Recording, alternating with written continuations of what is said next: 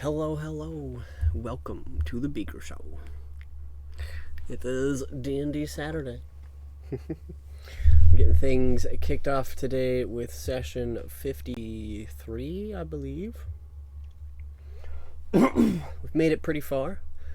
We've been doing the campaign, obviously, for more than a year, but, if we were just going week to week, we've had about a year of content now, so a couple years, maybe about a year has passed in game too, just about. So makes a lot of sense. But we are gonna jump in here with the beginning, or moving into the beginning of our next character arc. So I hope everybody is ready for that. Probably gonna be some decisions made, probably a bit of role playing. So getting excited for that. So strap on in, sit back, relax, enjoy the story. We'll get our players in here and give us a little recap. Alright, so getting everybody back in here. Last week, we started our adventure in Dinklewood.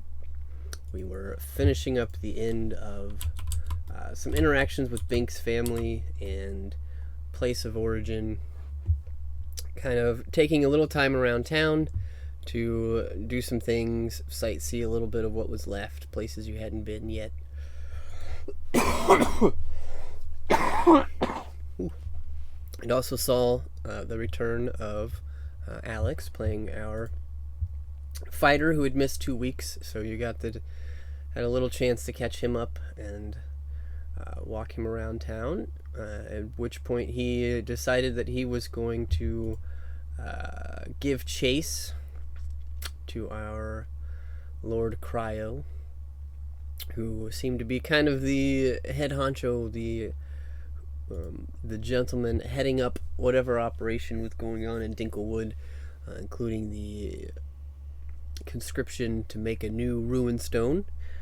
Followed him back to the local tavern / inn / fun area. Did a little investigating and headed up to the rooms, assuming it seemed like that was the way that Lord Cryo went, whether intentionally leading or just heading back to maybe a place he was staying. But pursued him nonetheless, and got a little tricked. Didn't realize he'd been seen, and had an interesting conversation with Lord Cryo, who appeared to be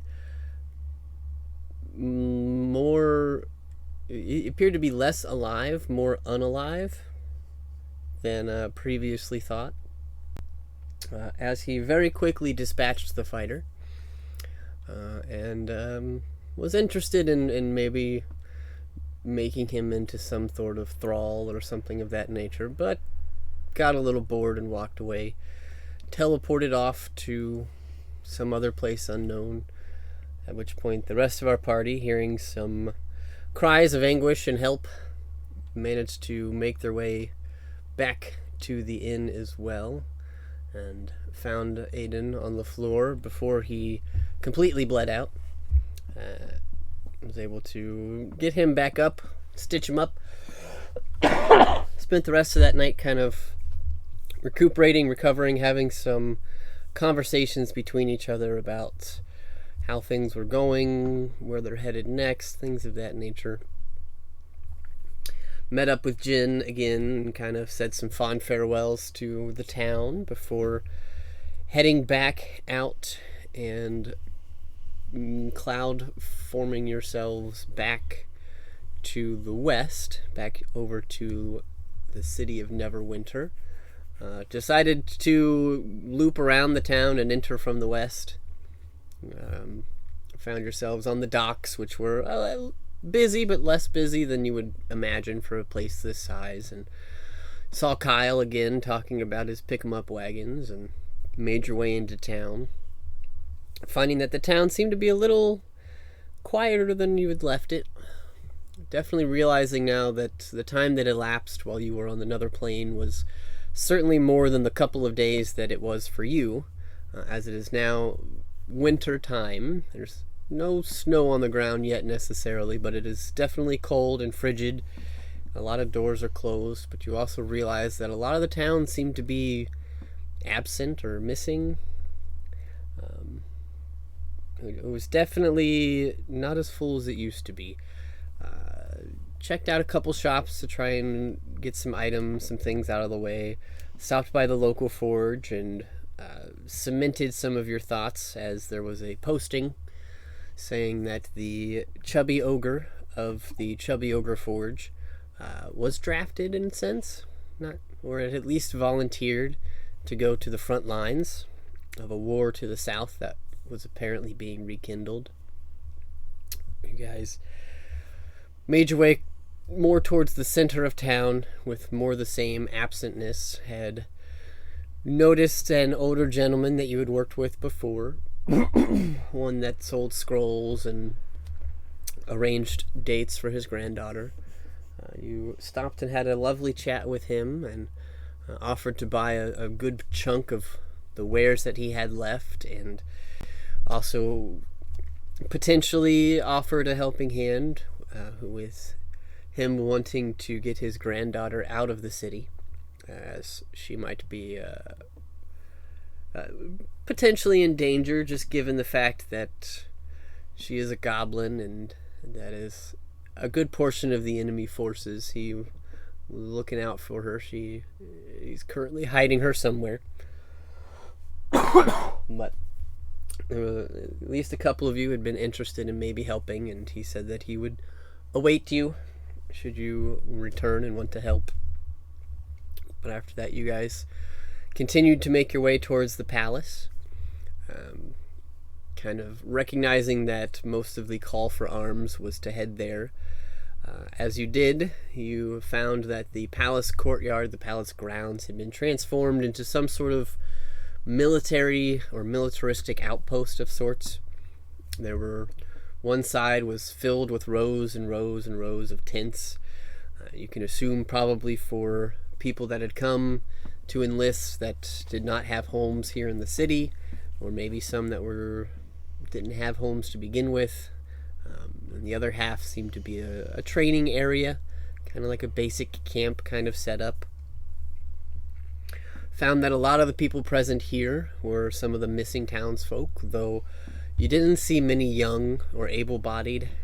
Seems like this was not frail or fragile, but definitely the older generations were able to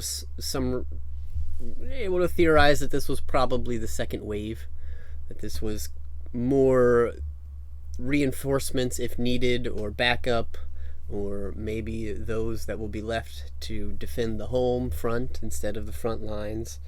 A hodgepodge, to say the least, but they seem to be effective and were in the process of being trained. And you spoke to the captain of the guard, who was the head of recruitment and training divisions and things of that nature, and he had mentioned that there was a bonus for signing up if you needed it, and had talked to you a little bit about the process, that it would be a few weeks of training before you were to be sent to the southern outpost, to then potentially be sent further or to stay there at that position. Didn't get into a whole lot of the specifics of it. You gathered he didn't really understand any of your guys' capabilities and probably assumed you were commoners like everybody else. But as you guys were deliberating and deciding that, Aiden got a bit of a message from Bahamut. Seemed to be like there was some interference. Didn't quite get the whole thing, but some of the information you were able to gather was he was mentioning that they were close. They had almost found it, that the war is a facade, and to hurry about something. And that was kind of where we ended. So I will step aside here and let you guys take over. You are currently standing in the middle of the courtyard to the castle of Neverwinter, in front of the captain of the guard, Joseph,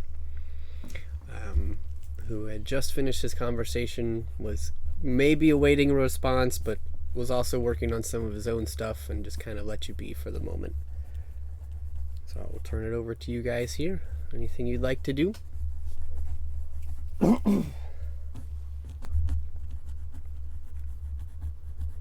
So out of character first.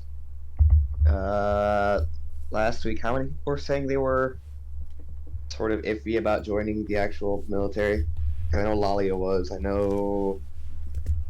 think Xavier was. I'm not sure.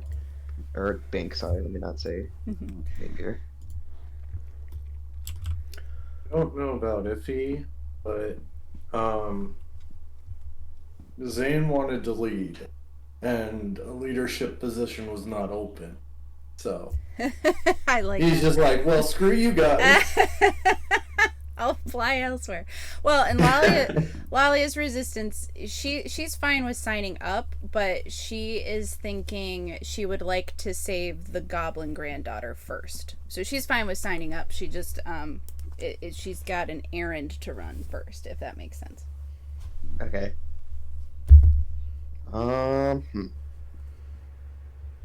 Okay. So Zan's like, screw you guys. You don't understand my capabilities. Yeah, that's exactly what it is. Get on Oh, my God. level. Okay. Having that in mind, Aiden's actually going to turn the conversation a little bit different with the captain. He's actually going to ask if, by chance, he could provide assistance with the training these people are undergoing. Well, you'd like to be an instructor or a For a time. combat? Well, My compatriots here have other errands they must attend to while in town before we depart. So I figured, while I have extra time on my hands, I could assist with the effort here before we eventually will depart south.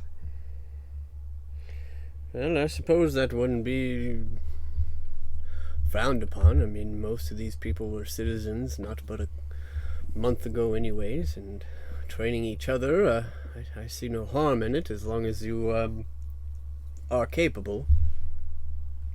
Kind of gives you like a look up and down a little bit. Oh, you need to Let me- fight this guy. I have led men into battle before, And women. and women. All right. Well,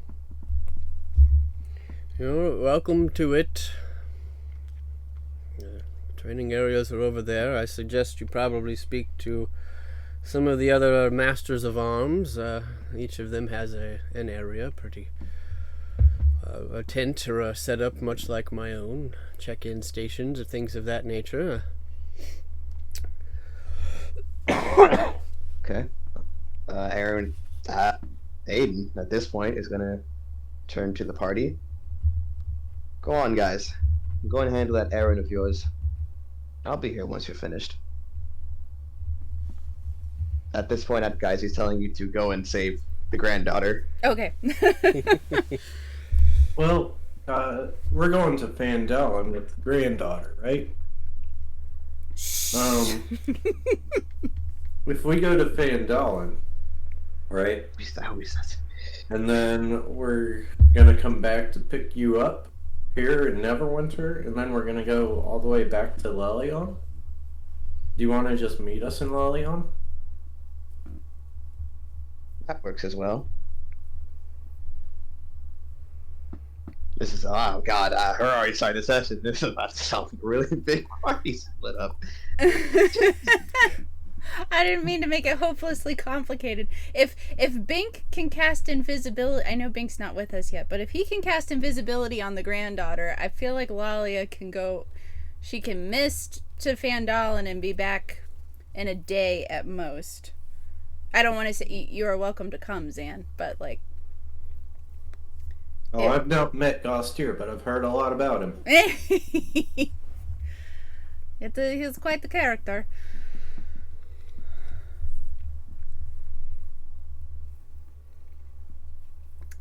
So, yeah, kind of out of character. Is would Aiden still like us to meet him back here, or are we headed to Lelion after we drop off the granddaughter, with the knowledge that it'll take maybe a day?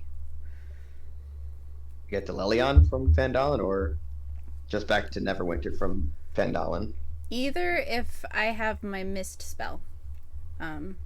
We can walk to Fandolin in a day from Lelion. Or, that's backwards. We can walk to Lelion from Fandolin in a day, yeah? It's about a day's travel, so, yeah. Yeah, we can just meet at Lelion then. Okay. You guys just let him know through the Sending Stone that you guys have completed your quote-unquote errand. And he'll start making his way, depending on the time of day. Cool. All right.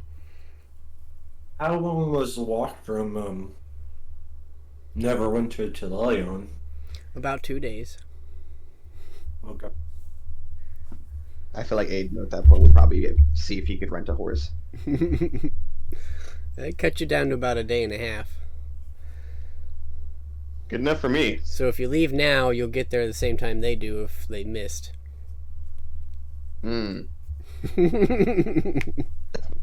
This It's just fine. feels like coordinating like Christmas shopping or something with the family. Like, I'm gonna go to Exactly. Radio Shack and We gotta take advantage of all the sales. right? You go here, you go here, we meet up here.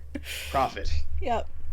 But if you want to train the troops, Oh, Aiden is going to train the troops. He Okay. is very Then- adamant on this one.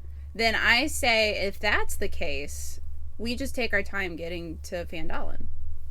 You know, because if we travel there without misting, it'd be like about 5 days, which means you'd have about 3 days to work with the troops. Mhm. And do it that way. Sounds good to me. Sweet. Cool. Does that sound good to Zan? Are you up for Give hoofing me a it? minute. I'm gonna pull out a coin and flip it. That's Zan's character These are right both now. things I want to do. All right. I mean, that can always turn you into mist and you can just come back really fast. Bink and I can keep walking, or if Bink wants to mist back, then you can do both. Best not to get too convoluted. I'm gonna choose one or the other, and I'm gonna let chance choose it for me. All right. Whose chance? Mm. You don't know him yet. Alrighty, so I'm actually going to stay with Aiden and Okay. train the troop. Sounds good. Cool. I feel bad that Xavier's not here, but Lalia doesn't have a way to make someone invisible, and that's kind of key to her Yeah. plan. So, That's fine. Okay. You can steal Bink. come on, Bink, we're going on an adventure. Going on an adventure. And cutscene. There we go. Alrighty. So, as the two of you begin to head off, Aiden and Zan, you guys are led over to some of the training areas. Make a perception check, both of you.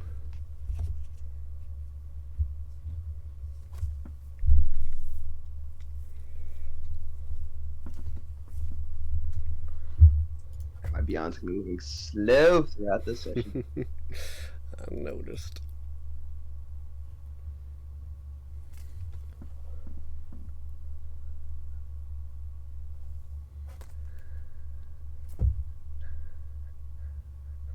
Okay. Maybe we should do get help.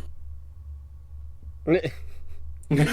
That's a natural 20 for me. Woo! Nice for 27. Okay, so as you are headed over, you guys meet up and you see that it's not a poor operation necessarily, but you gather that this is kind of in the end stages. A lot of these gentlemen seem to already have down a lot of the basics. But there's definitely some conditioning that needs to be done, some touching up that needs to be done. There's definitely still some things to do. You are kind of walked around and you can pick or choose. I didn't necessarily set up a system for this, but you can pick or choose what you would like to try and teach. if you would like to go into detail on that, I will certainly allow you to, but you're welcome to just say that you do this for the next 3 days. But with the perception check, the one thing that you do notice is that one of the combat specialists out here that is looks like they are in charge of hand-to-hand combat.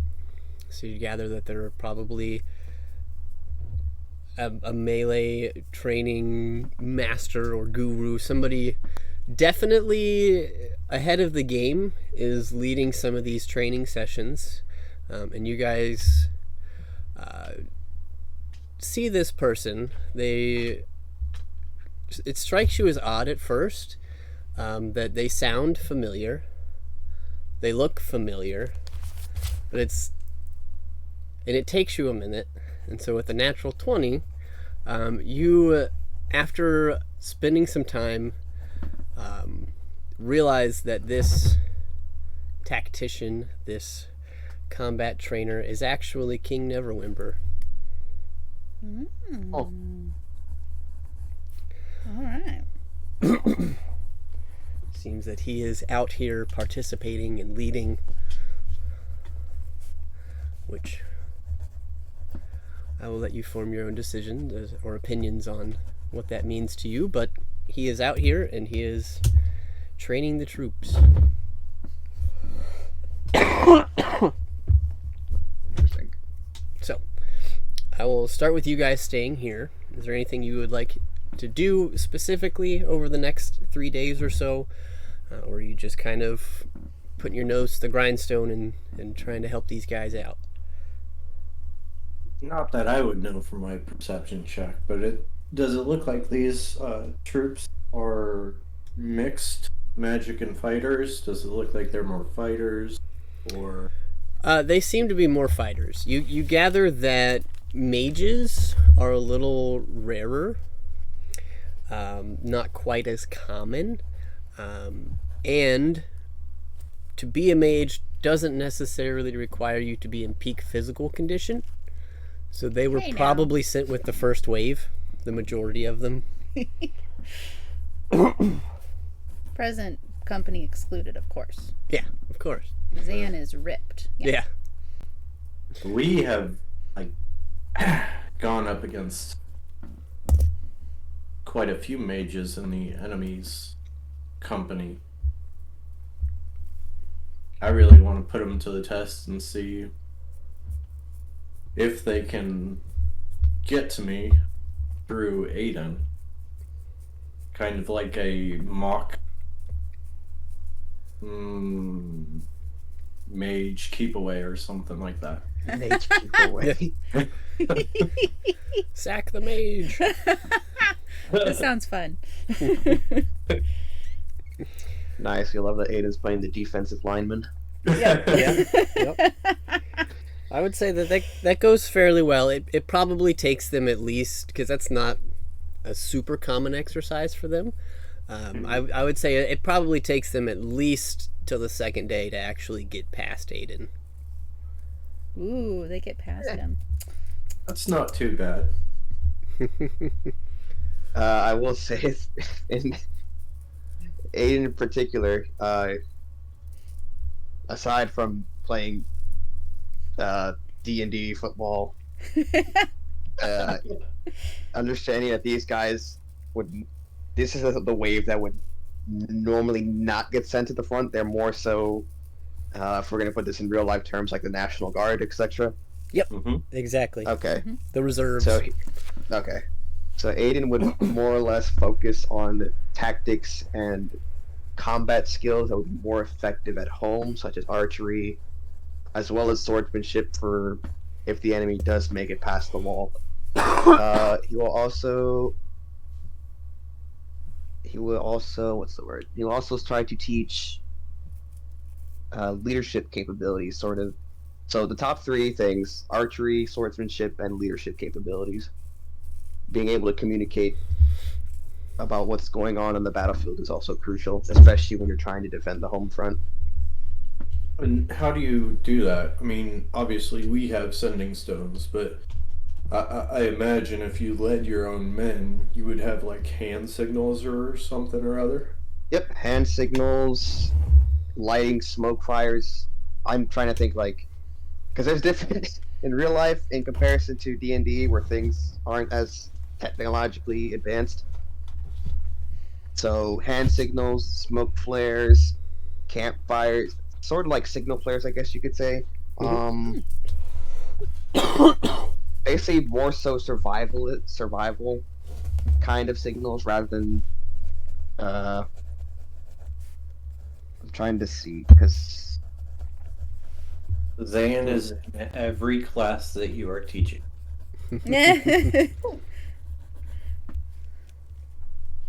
I love it. Awesome. I think I think that's what I got right there. Okay. I would like Aiden to make well, I'll let you pick, kind of skill challenge wise. If you could pick a skill to use to try and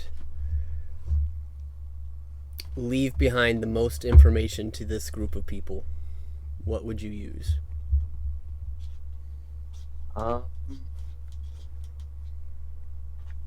That's a good question because I'm teaching, so I feel like it would be intelligence based. Mm-hmm. But the way I'm also teaching is survival skills basically as well. Mm-hmm. I could see history being the skill because like you're teaching what you've already learned, so it's history to you, but that's also an intelligence-based check. Mm-hmm. I would say you could also consider like persuasion. Oh yeah, or performance even. Mm-hmm. Yeah, we could do. You know, I'll do persuasion, I suppose. Would I have? I don't think I would have advantage because I'm teaching someone who has no knowledge on this. Correct. Yep. It'll Okay. just be a straight roll. Do you still have that superiority die thing that lets you? You bet your sweet nip, yeah, I do. Sweet. That's perfect then. Yeah, I'm gonna try to roll persuasion. Give me a moment for Beyond to catch up with me.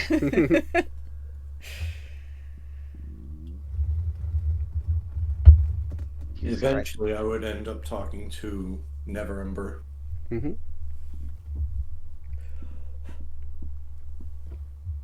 Goodness, actually, there's no way everybody's clogging up the servers like this.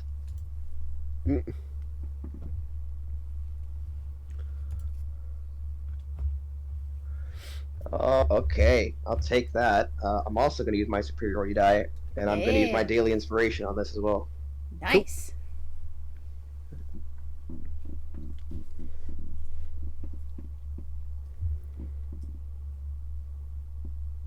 So the D10 for superiority dice and then a D6. Oh God. Okay. So that's an extra 13. So that's a 39. Cool. Wow. Wonderful. Yeah. So you put a lot into this, and you throughout the first day you have a good amount of people kind of attending and listening. The next day it seems like more of the camp is there, and the third day even more of the camp is there. Seem to be making a pretty good impact, and the words that you're sharing and the knowledge that you're giving seems to be spreading around pretty quickly. In fact, during that third day, you are approached by this other trainer, this teacher that you have so cleverly picked out of the crowd, as Lord Neverember. He approaches you at one point while you are finishing up with your lecture, and Zan is probably nearby as well, as you guys would be planning on what to do next, coming to the end of your little stint here. Says, well, that was quite inspirational there. It's nice to see you boys back in town. The boys are back in town. Pleasure is ours, Lord Amber. Seeing as how, well, war has approached the city, I felt it part of my due diligence to support in any way I could. Yes, wonderful. I certainly appreciate that, and well, your tales and your heroics, you and your group are well, they're already known to me. I wish I'd have known you were here earlier. We could have sent you to the front lines. What about you? Are you planning on going to the front lines? I was there. I was within the first unit dispatched in order to gather more information. Well, I suppose I could let you boys in on a little bit. I know you've already served this great country, and well, you guys don't need to be down here in the pits. You are welcome to head off, and you don't you don't need to sign up with us to keep helping. But yes, absolutely. You see, it's an interesting consumption. How much have you boys heard about what's going on?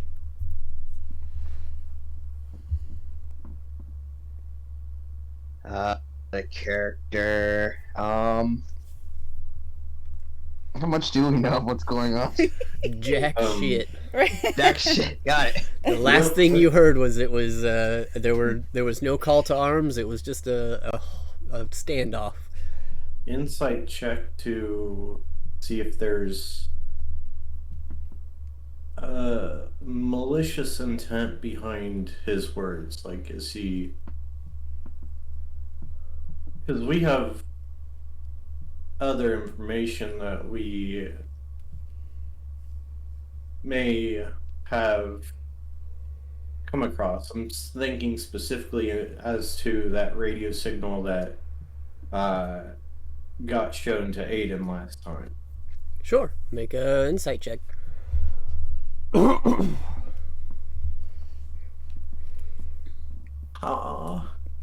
Okay. You gather that the very basis of what he's doing is honestly checking to see what you know, maybe to save himself some words. But beyond that, he's hard to read. You don't see much past that initial line of thought.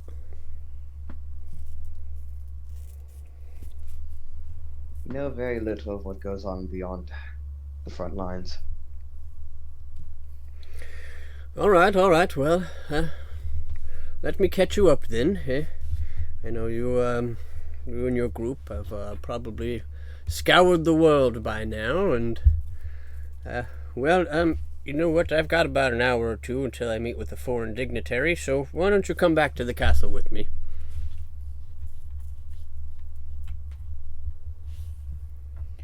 Suppose that'll do. All right.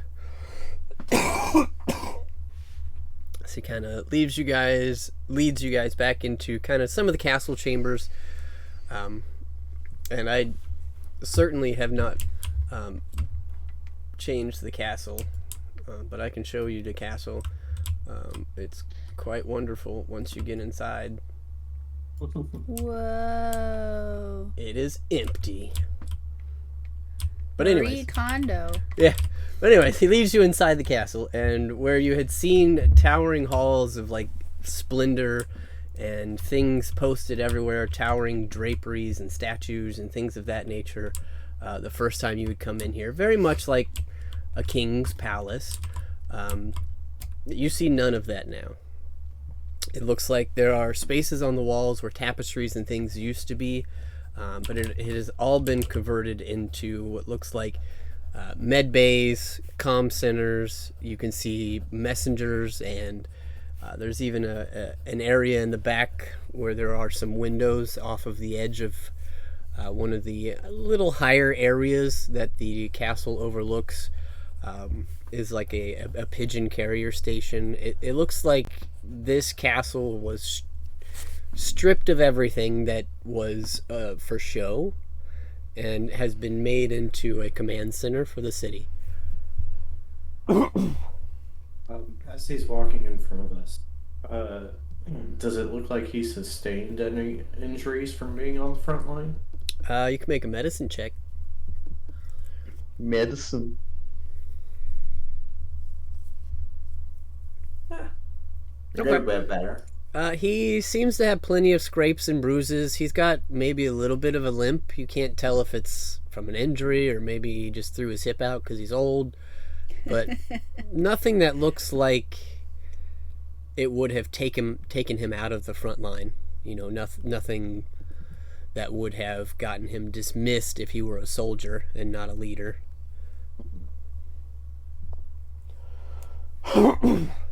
But he eventually leads you to a little quieter area, and you can see that it's currently being set up. It looks like they're bringing out a nice wooden table and some things of that nature. And he says, well, please don't mind the pleasantries.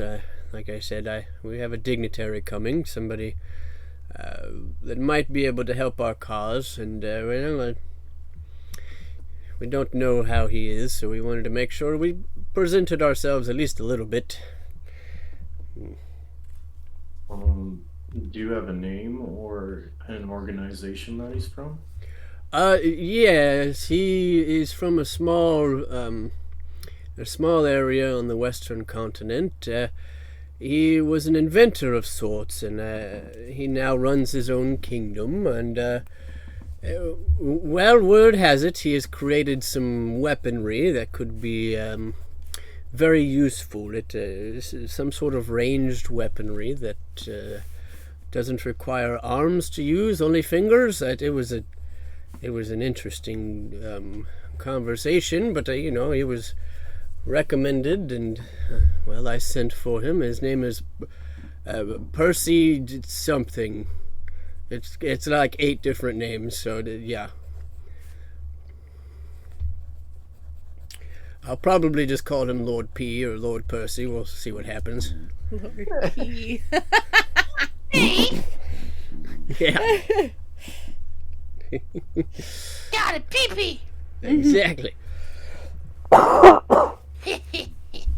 But well, and it was mentioned that he had never been to our continent, and I believe he is bringing his wife, and they're going to make a trip out of it. Though I don't really suspect it'll be all that fantastic for him, but to each their own, I guess.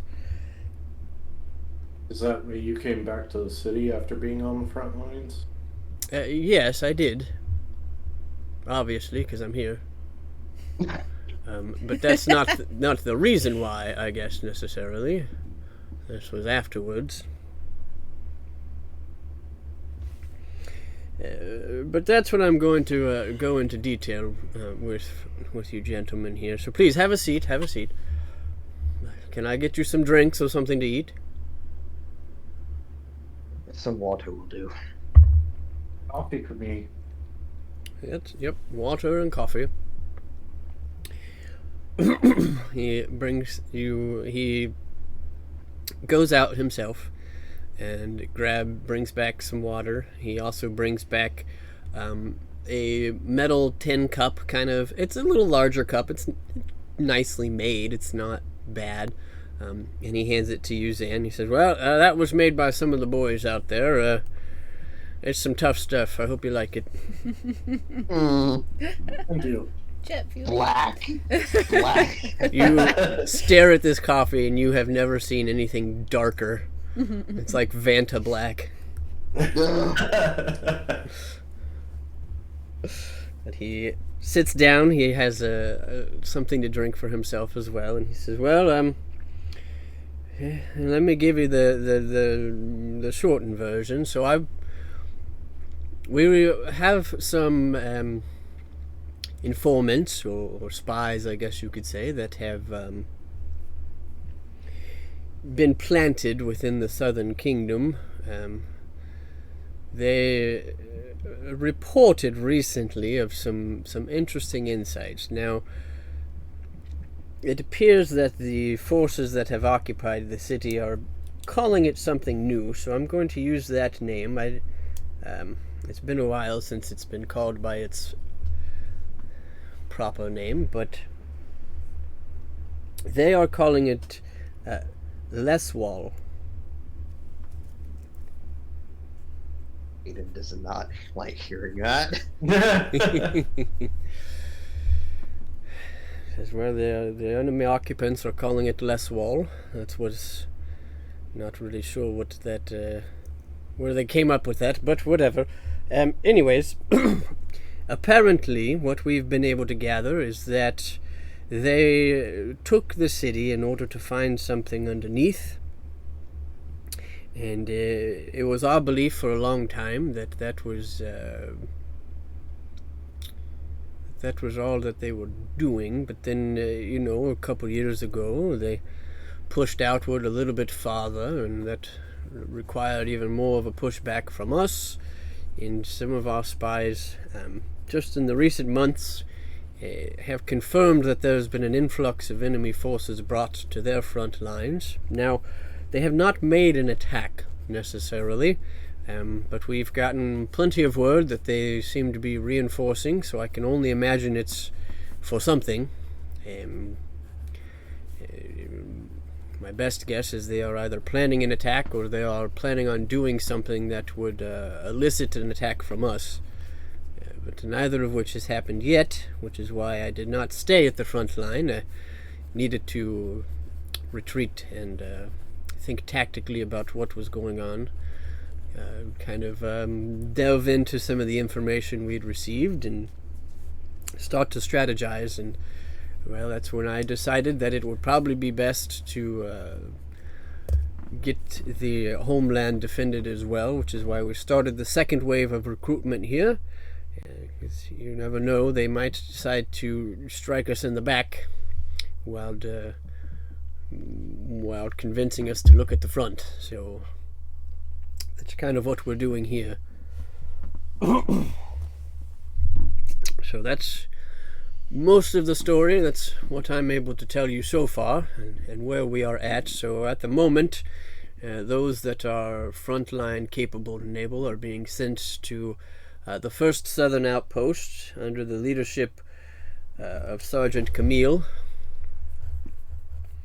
And that is the first stop, and then there are smaller outposts along the actual border to the south, but that is kind of the retreat point. That is the main outpost in the south right now. And I would say you boys and your party, if they're still alive and around, are welcome to head there. I can give you a letter to give to the sergeant that would ensure you're able to enter without needing to be a part of the military. I would say you are honorary members.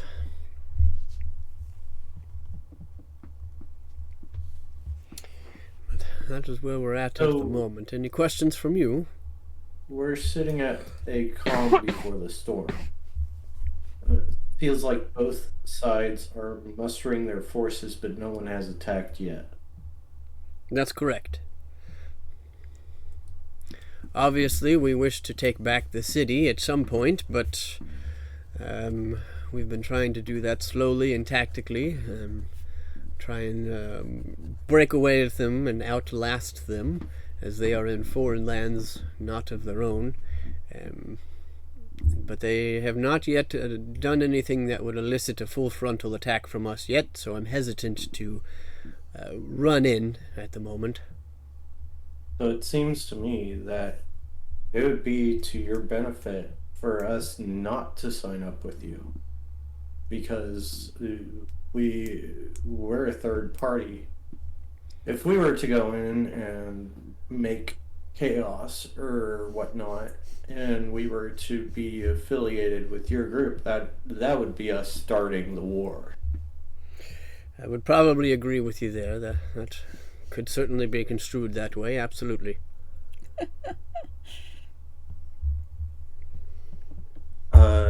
Do you know if they have found this artifact or not? I presume that if they had already found the artifact, then they would have already attacked you and your men. An artifact? What do you speak of? Well, you said they were looking for something underneath the town or city or whatever, Yeah, I assume they what wanted to else raid the would you vaults. call it besides an artifact? I would call it the Royal Treasury. The Southern Kingdom had the vast amount of riches on the Sword Coast. That's what I assumed. I mean, you're talking billions of platinum. Are you telling me there's something there beyond that enemy forces might want? Looks to Aiden for guidance. I would say, Aiden, the one thing that you've picked up that you would know about the history of your people is that the kingdom is known for having a secret vault underneath the city. It encompasses a large portion of the city, and it is full of treasure. But you also know that you guys know that there is something deeper. But that was not general knowledge beforehand. Yeah. I even wonders if Bahamut might feel some sort of way if I start talking about this artifact. Dun dun dun. Well, given the art of interference, it'd probably be hard to tell. Right. Maybe.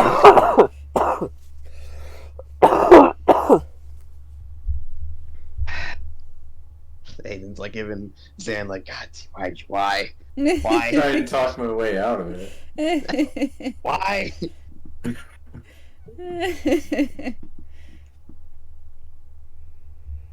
Our party believes that there is a very powerful artifact beneath the ruins of the Aralani kingdom that these enemy forces wish to retrieve. An artifact that was once in the hands of Bahamut. I didn't know how to pronounce it. An artifact that he had passed on to the human race, just as he had passed on to other races that we've discovered. I believe that they are getting close. Judging by the increased flux of forces heading towards the front lines, they are ensuring that if an attack comes from your side, that it will delay you long enough before they can find this artifact. I fear that if they gather this artifact, the war will be shifted heavily against you. That's an interesting conundrum. That adds some complexity. You know, that might explain why they're not attacking. Maybe they're just showing a front. Could this be a farce? Could this be a ruse? Could they be pretending to move forward so that we step back? Do we need to step forward and force them back? Ooh, this certainly adds a twist. Perhaps they're not planning on attacking at all. No, I believe that they are trying to buy time. Trying to scare you into digging in.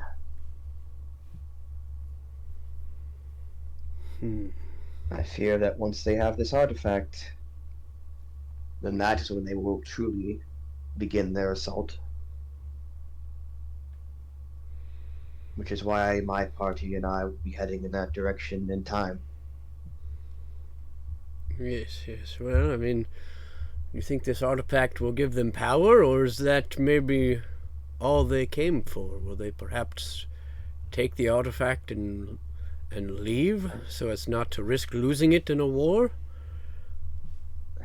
I am unsure of the artifact's capabilities. All I know is what I've received from Bahamut. But if they are willing to destroy an entire kingdom, my entire home, to find it, then who knows what it is capable of. Yes. Well, to hear you speak of the city, the nation, that way, it's been quite some time since I've heard it called by its proper name. It seems to mean something to you. Perhaps it's been a long time. I've only heard of it mentioned as Leswall, as that's what the enemy uses, but perhaps we should start thinking differently. Though I must warn you, boy, if you're to head back there, it is nothing like it was before.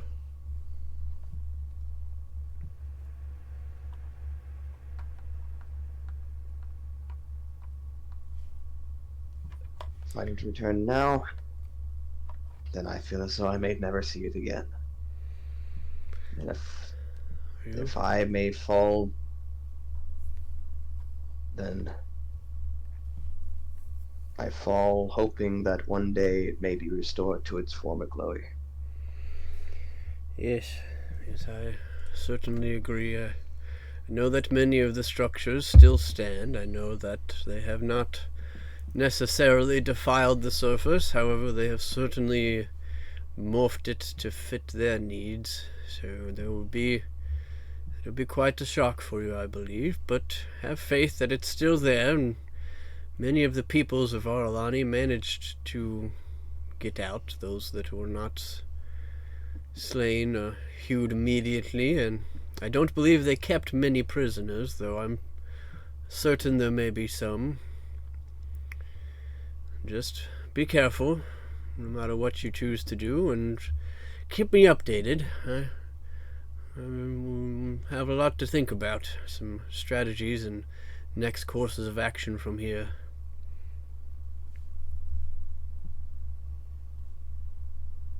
I'll do what I can. But for now, I believe it is time I need to make my leave. Wonderful. Well, I will send word to Sergeant Camille and let them know that your party is coming. You will have, not necessarily full reign, but you will not be hindered by us. We will also not claim allegiance to you, so should you and your party do something within that town, we will, of course, but I think you get where I'm going. I believe I do. If we were to create enough havoc, could we be able to contact you to let you know?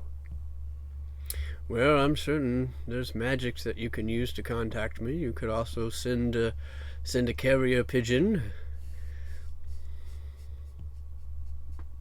There are also quite a few informants that we have within the city walls, so there's a chance I might hear of it anyways.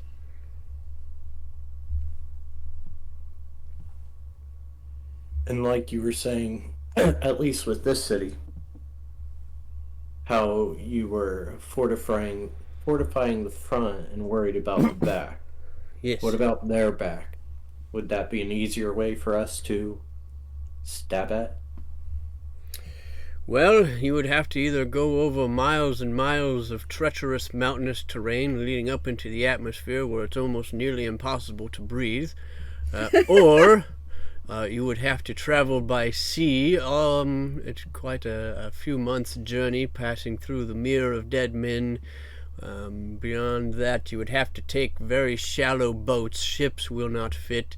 It would be quite the chore, and I do believe that they have quite a line of sight on the small passage via water that way. It would take quite a while to go all the way around to get to them. Cool. 4 people versus an army. Sounds like fun. Yes, well, always remember, one man sunk the Mere of Dead Men, so imagine what 4 can do.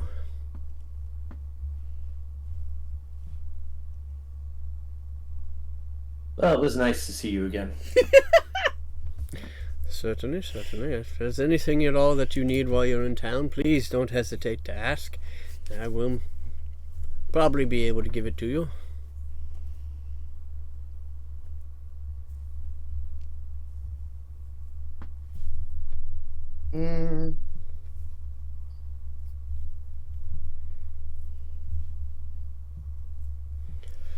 I'm assuming all of the smiths and such have been sent to the front lines as well.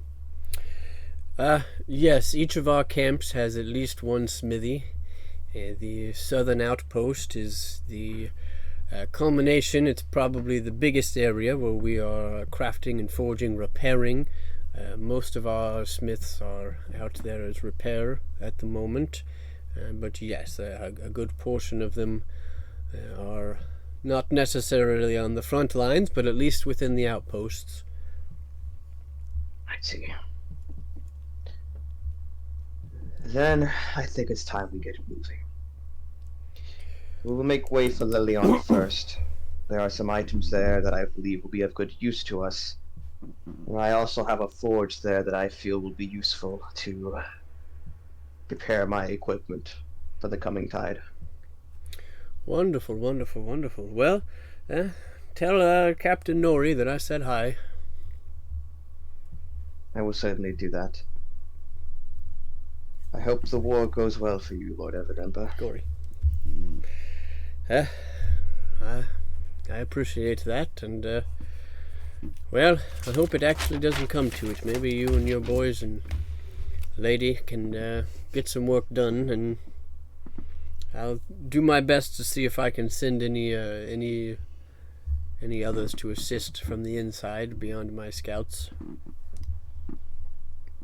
That is most helpful. Come on, then. Let's start making tracks. Okay. Good luck to you.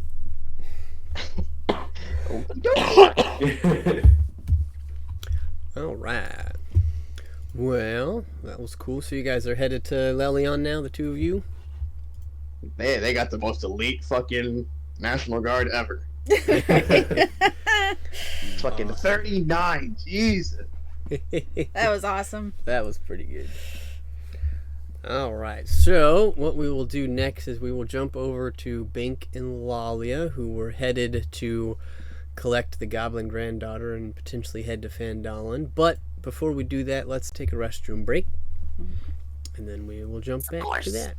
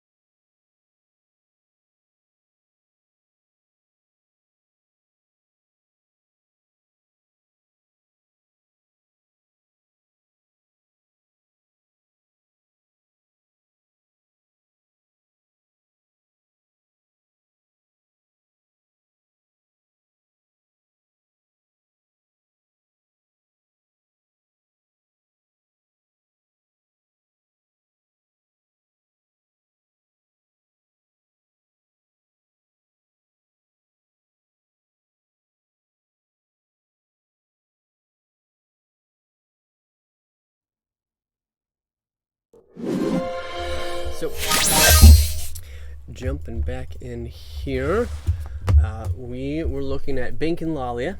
So you guys were teaming up, tandeming it, headed back towards Grandpa in the center of Neverwinter, I assume, right? Mhm. Right? So as you make it back to them, he says, Yes. welcome back. Can I help you? Yes, my friend here and I, we think we might be able to help you with your problem. Oh, on our way there, Lalia will have had this conversation with. So, Bink, I'm thinking that we should probably come up with a nice way to make this person very hard to see. Do you think maybe you could use your regular invisibility spell on her to make it so that no one can see her?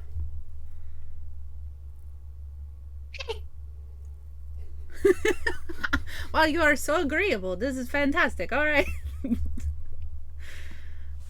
So, so then talking to the merchant, we have a safe place a little farther south from here that is friendly to all walks of life. That we think would be a safe option. And my friend here and we have a strategy for getting the package out of the city with the post office. Okay. All right. There's actually no post office, but I'm not very good at the I don't know that thieves conversation. The winged bird flies at sunset with the... I get you. Don't try too hard, darling. Okay. Well, that's wonderful. She's back at my house. Yeah, I suppose I could close up shop. It's just about the end of the day anyway, so follow me. Alrighty-dighty. And he walks you guys kind of through the city. You notice that he does go to the western side, which is not the upscale side. Mm-hmm. But he takes you to a small home. It looks decent enough. It's well kept. It doesn't look to be breaking down or anything of that nature. And steps inside and locks the door behind you. Says, "Well, her room is in the basement, so this way." Mm-hmm. Leads you over to the stairs down to the basement. Freaking stairs, alright. As you arrive downstairs, you see a very cozy basement. It's not like dank, cold cellar. It is finished and furnished. You see a female goblin that is just kind of hanging out. They've got some simple leathers on, darker in color. They appear to be reading at the moment. They kind of look up. "What's up, Gramps? Who's that? Who are you guys?" Hello. Hi. We are Lalia and Bink, and Mhm. we have come to take you away from here. Right. Okay. Guards. You pack up quick. We've got to get going. Yeah. Gramps, what the hell? He's like, don't worry about it. They're gonna take you out of here, like I promised. And somewhere to the south, it sounds like. Not right into the war, right? No, it's a midpoint between here and there. We have an acquaintance with a house and his own goblin who I think would maybe be good hosts. Yeah. So I knew you've been selected for the draft. Right? Yep. All right, that's wonderful. Well, just pack up your stuff. She But it was Jennifer. yeah. Okay. This is Grandpa though. Oh, right. Okay. All right. And I was actually just about to say that. She looks at him and my says, bad. it's Jennifer. Yep. So, all right. I mean, I wouldn't mind a change of scenery anyways. I guess that's cool. No more dates, right? You're not gonna try and sell me there or something stupid? Why would we sell you? That doesn't. What is the connection? I'm confused. Because I'm a goblin. Duh. Right, of course. No, we are not in the practice of selling goblins. That sounds like a terrible business model. Wonderful. She looks at Gramps and then points at Lolly. She's like, I like this one. She's alright. They're alright. What are you? I'm a centaur. That's what the hindquarters are, you know? Yeah. Cool. Bink just butts in and he's like, I'm a Bink! she just kind of looks at you and she's like, you sure are. Okay. She's like, all right, well. She pulls out a little pouch on the on her hip and starts putting things in it, and you very quickly realize that this is her own bag of holding. She just kind of packs up some books. It looks like a couple boxes, some closed chests of things, some extra clothes. She does not travel light, alright. Yeah, well, just everything she owns is down here, so Yeah, that's true. she just kind of packs it all up. She's like, well, it all fits in here anyway, so. All right, where are we going? How are we getting there? Well, so here is my thought. That, the first idea, which I think will work, is if my friend Bink here makes you invisible, and then we just walk out of here, and past the guards, and then they will never even know you have been there. But in case that backfires and goes terribly wrong, I have this spell that can transport two of us. Well, and Bink has this too. 500 feet I have a away. quick question. Mm-hmm. Is Peter still with us? I mean, she should still be summoned, right? Yeah, he's hanging out. Yeah, she just ran him out of town. Probably. Although, Like, just literally just go straight up in the air and then just Out of fly out. character, you remember, Bink, that Neverwinter is under, like, martial law, basically, with war preparation, so someone flying out of town like that is gonna raise some heads. You can do that if you want, just... I would say we could put her on the back of Peter, but we should probably still make her invisible, and we should make Peter walk out the front door. Okay. Yeah. So just in case, Yeah. make her invisible but put her on the back of Peter just in case. So you can just fly out with Yeah. her. Yep, and that way she's got something fast that she can ride if this goes south. Okay. So, I like that idea though. So yeah, we have a giant griffin upstairs. He's friendly. And so we were thinking that we could make you invisible and you could sit on the back of the griffin, and then Bink here could act all nonchalant and just walk out with his griffin like it's a Tuesday, and then when we get out of the city, we will travel together, and Bink has other neat magic-y things that he can do, and I know where to find berries. So we can make it. I know where to find berries. Well, you certainly sound like an organized group. Yes, we are definitely the planners. We are the... It shows. And this griffin, I mean, you treat him like a pack animal always? I don't really think this is treating him like pack animal. It's more like Mount. He is a majestic beast who farts sometimes, but Alright. I mean, is he okay with it? Oh, good question. Bink, is Peter okay with helping us smuggle this person out? Bink looks at Peter. Are you okay with it? You hear in your mind Oh, from good, Peter okay. outside. Yeah, bro. Yeah, he said, okay, bro. There you go. Alright. Well, let me get dressed. She starts putting on some some nice thick pants and like a Right. nice thick jacket, pulls the hood up over so you can't see as much of her goblin-esque features, and well, let's get going. Alrighty. Bink, take us away.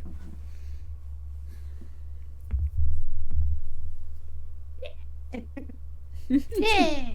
Are you casting invisibility on this goblin? Yes.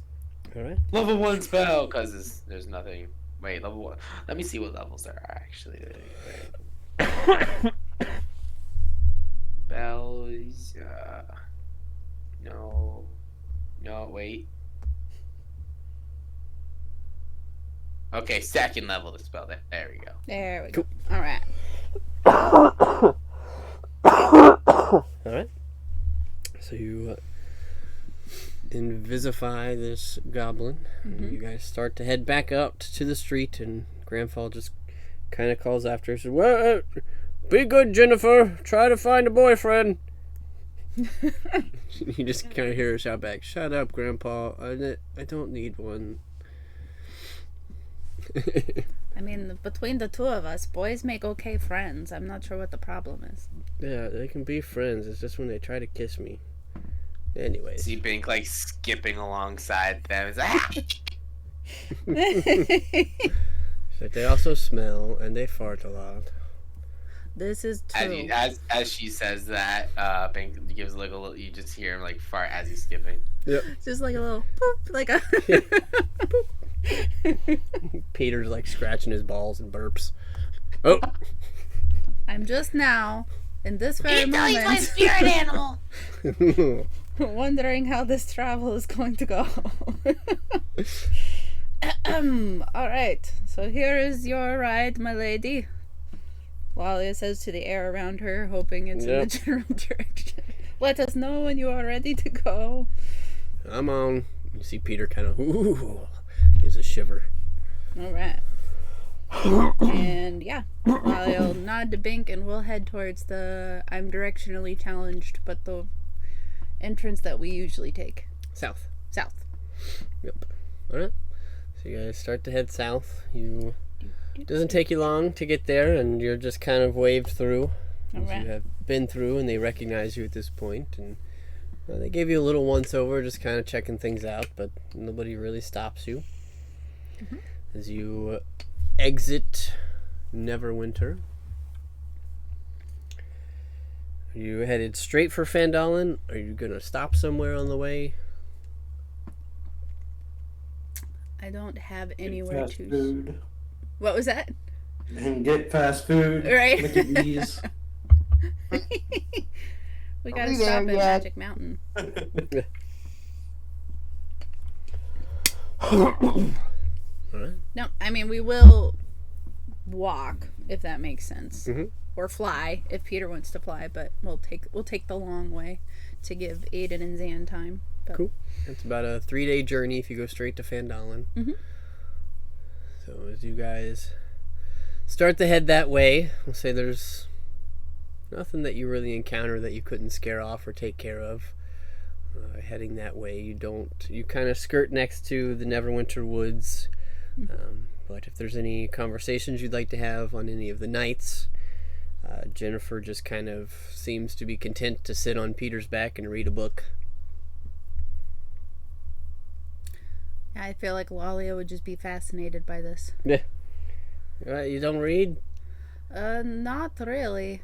Hmm. What are you reading? What is it? Tactical maneuvers? The art of war? Nope. How to be in Scarlet's Army 101? Who? What? Those are the only 3 books we had. Nope. This one's a rom-com. What is rom-com? Romantic comedy. Yep. Romantic comedy. Alright. What is it about? Romance and comedy. Bank, I'm not sure what these words mean. Some people are friendly towards each other. Oh, okay. So it's the opposite of the war And it's book. funny. It's funny. Oh. Alright, that makes sense. Yep. That about sums it up. Beyond that, you'd have to read it. I don't really have time to read. Well, that's unfortunate. I mean, I guess. Maybe I'll give you a synopsis once I'm done. Okay. Sounds good. All right. Well, do you want a book? I can give you one. You know, if you have a spare, maybe, yeah. I don't. What? Cool. This one seems to be your style. It's called A Tragedy. The title is a tragedy? No, that's what genre it is. Oh. The name of it is Jomeo and Juliet. Jomeo and Juliet. Okay. Yep. All right. Oh yeah, we'll take and study the book. Yeah. Have fun. Mm-hmm. She goes back to reading. All right. Are you gonna read it? Oh yeah. Cool. It's by Sir Gilliam Shakesheep.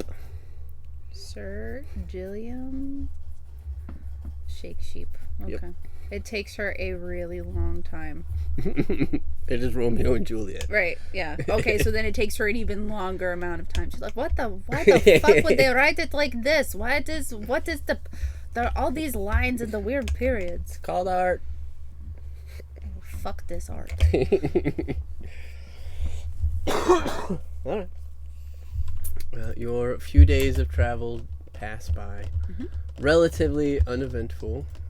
But you guys do. Would also be checking in. How are things in the Neverwinter? Did you kick the recruits' butts yet?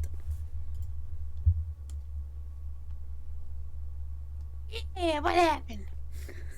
I think. Pretty sure this is around the time Aiden's like teaching everyone. Yep.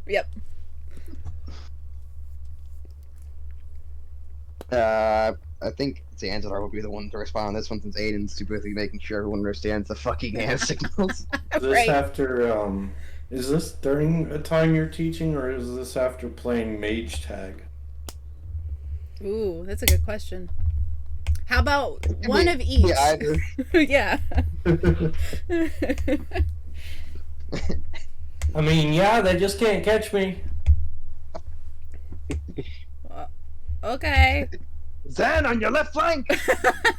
Gotcha! Oh well, they are having fun. Oh, God. I imagine, like, the whole time we're playing that game, we're communicating through the sending stones, and you're hearing all this.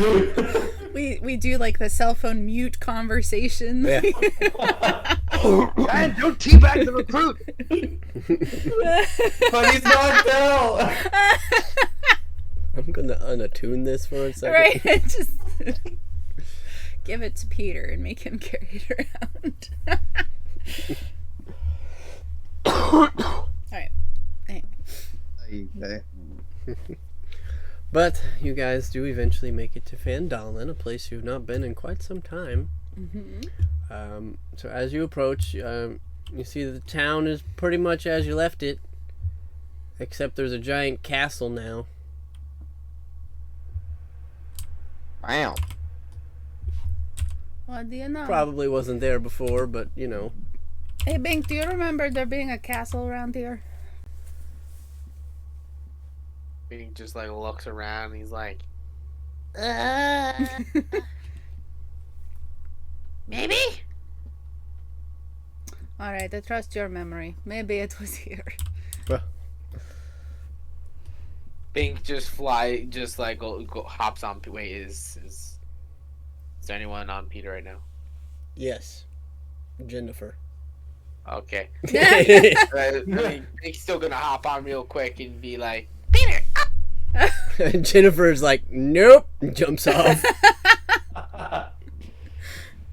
That was It's probably like good call. it's like literally right before you take off, you just see her like slide off, and it's just like just like springs straight up in the air, and I look for the castle. Cool. You start heading that way. It is a castle. You don't really see anybody.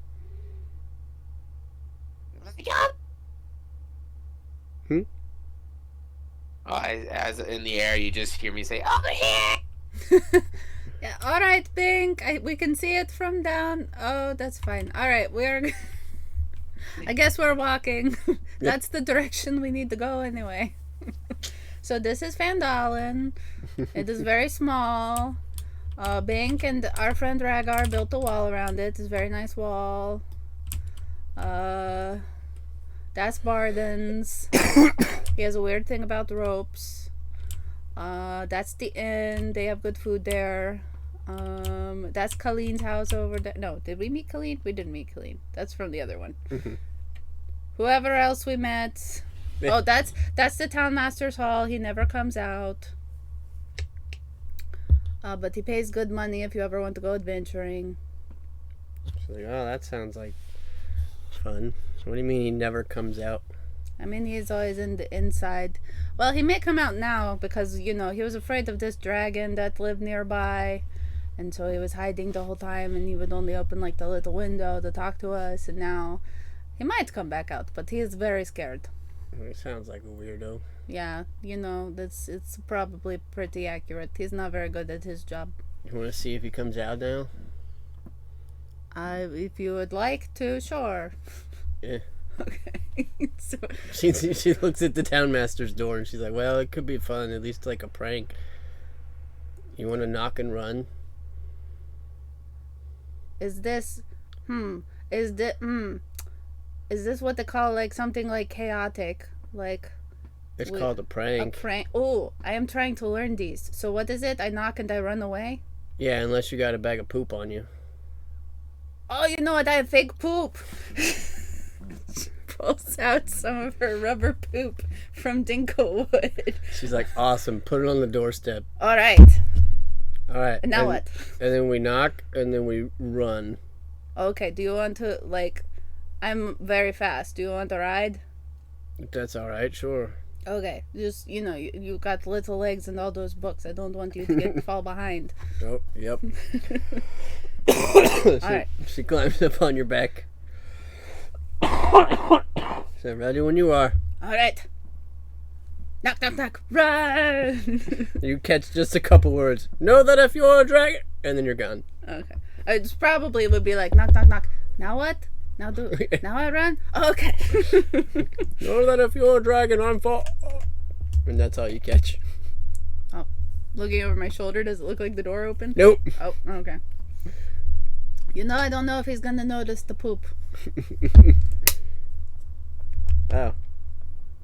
That was still worth it. That's true. If it's still out there on my way back through, though, I may pick it up. It was free because it was from gnomes, but it's a limited supply. I'd like to use it again, Yep. Yeah.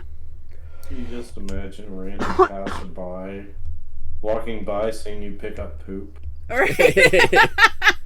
Just nonchalantly, like, oh, yep. Anyway. Well, we're almost there now. What?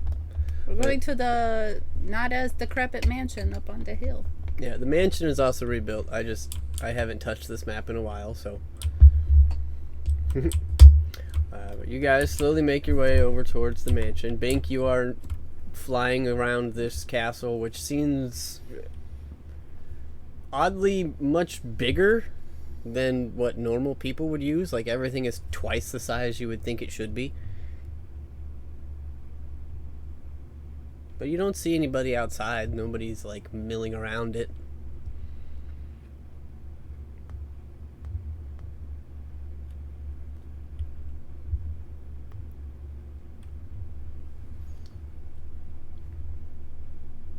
Cool. So if you have anything you would like to do, let me know once you're not muted anymore. But Lalia and Jennifer, you make your way over. Where are you headed? Lalia would head towards the back door she would have remembered. Just be Okay. like, don't be surprised if we see some wolves. Yeah. And And you do Maybe a turtle who talks. as you make your way to the back door. You do pass a couple of wolves in the woods. Looks like there's some smaller ones just kind of hanging out. You see one very large, older white wolf on the porch. As you approach the door, he just kind of gives you a sniff and puts his head back down. Alright. And then I will say, this is very important. We always knock here and we don't run away. That's an extra step that we don't need right now. So All right. knock, knock, knock. A few moments go by and the door opens and you see before you the very large black dragonborn Gastier. Hey, Hello. I don't know if you remember me or not. yeah, I made a bed for you and you Oh, haven't that's used right. it in like months. Yeah, so about that bed, Yeah. you know, this is my friend Jennifer. Hello. She needs a place to hide out for a little while because the world is shitty to goblins and she is a goblin.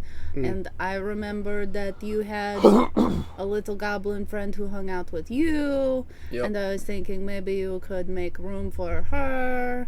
Although, holy moly, that's a lot more wolves than I remember. But you know. Yep. Yeah, we got wolves and dragons, and I got an elephant and a lightning phoenix. There's a bunch. Wow, a lot has happened. Yeah. And Droopy's not here at the moment. He's at the bar. Droopy is the other goblin, Jennifer. And Jennifer's like, hold on. Explain, Droopy. Where did you find this, Droopy? Gastier's like, I actually found him here. I'm pretty sure he was getting mugged by some bugbears, or part of the Red Brands or something like that. And I think his cousins and brothers are renovating some Cragmaw castle that's out in the woods. And Jennifer looks over and she's like, fuck. What? What is the problem? This is gonna be rough. What is rough about it? What has happened? What? I hate my cousins. Oh, okay. Sorry.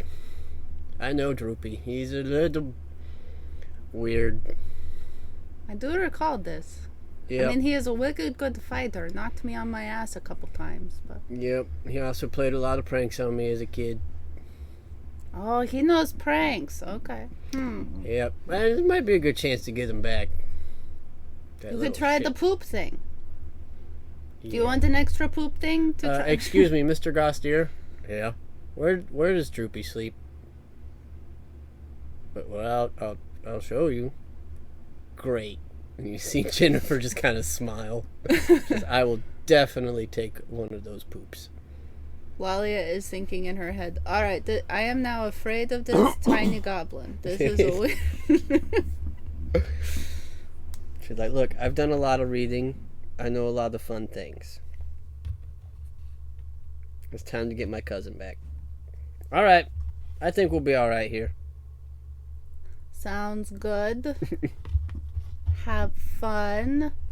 I think the third guy who lives here has a way to get in contact with us. So if you need anything, you just let him know to let us know. And we will let him know if we can. We'll help out. Okay.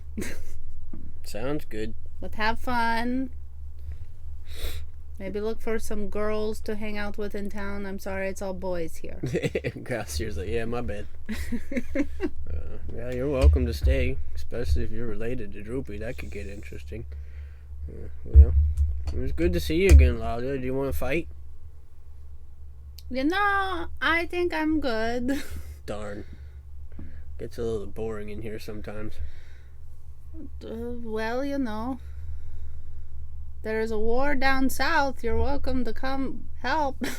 Maybe. I gotta deal with a bunch of giants right now. Oh. I don't know if you saw the castle, but... Yeah, you know, Bink went to look for it, and I don't know where he went. Oh. See Yeah. me coming in and Peter. Yeah, you should probably leave the castle alone. It's like under my protection. I accidentally, on purpose, killed like 30 cloud giants. What the hell? Yeah, Did you even do that? It's a long story. They pissed me off. Peter, I'm saying Peter. Bink sits down. Well, go on. Takes out its infinite apple juice mug. Right. Fills it up automatically. There was a I'm with cloud giant witch was kind of the leader, and she was trying to beat up Fandalin and take away some of my friends, so I killed her, and then I went back to the castle to tell them to leave because I killed their leader, and they were a little pissed that I was honest with them, and they tried to kill me for killing their leader, so I killed all of them. And then I found 2 babies, and I had to revive their uncle so that he could take care of them, and now we have a tenuous alliance, and we planted the city here so that we could help them rebuild and create an alliance, and also bury all their dead. damn. Yeah. So I guess the moral of the story is be careful who you kill. You should probably talk to him first.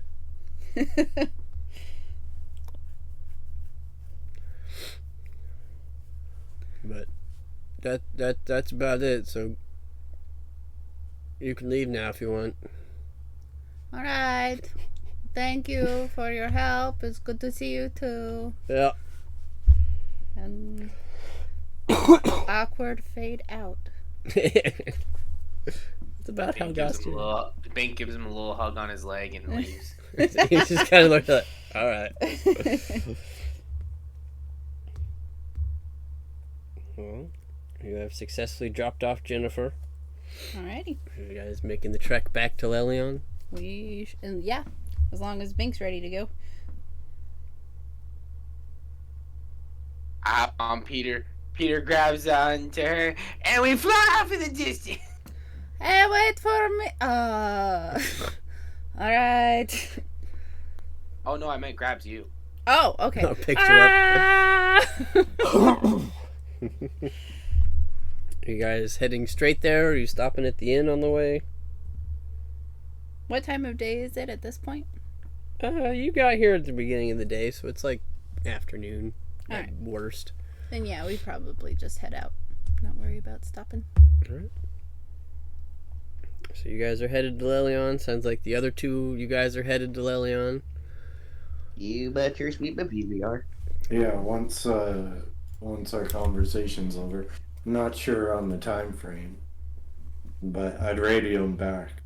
I'll take a break. We finished up business here. We're not signing up with the troops. We are also Yeah, screw them. We are also done-ish with our business. However, that works time-wise. We are headed for Lelion.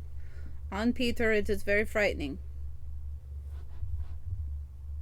Bink is a crazy driver. Send help. No. Doing barrel roll. We're just doing barrel rolls midair as she's saying that. She's a crazy dog. Oh, man. Alright, well, you guys each individually make your way back towards the same location, that is the town of Lelion. You guys are going to arrive at about the same time. You're going to be walking through different gates, but your travel is fairly easy. Nothing really gets in your way. And you make it there probably at the end of the 3rd day. Well, actually, you probably would have camped, so the beginning of the 4th day, you guys arrive bright and early in the town of Lelion, and I think we'll go ahead and take a break, go pee real quick, and then tune back in for just a little bit more. Whee! Shopping.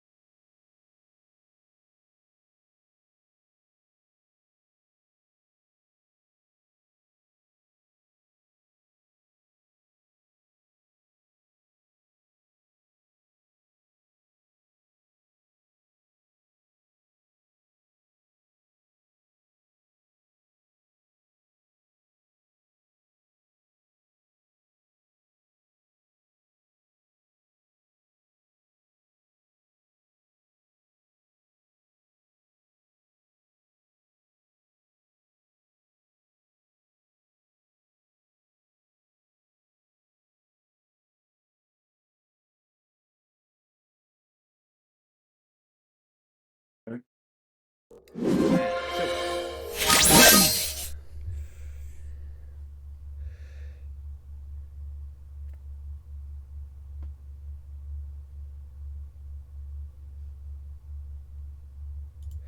you guys make your way back into Lelion. Some of you are coming from the north, which would be Aiden and Zayn, and Lalia and Bink approaching from the south. When we reach the gates, Lolly is gonna slide off Peter and kiss the ground.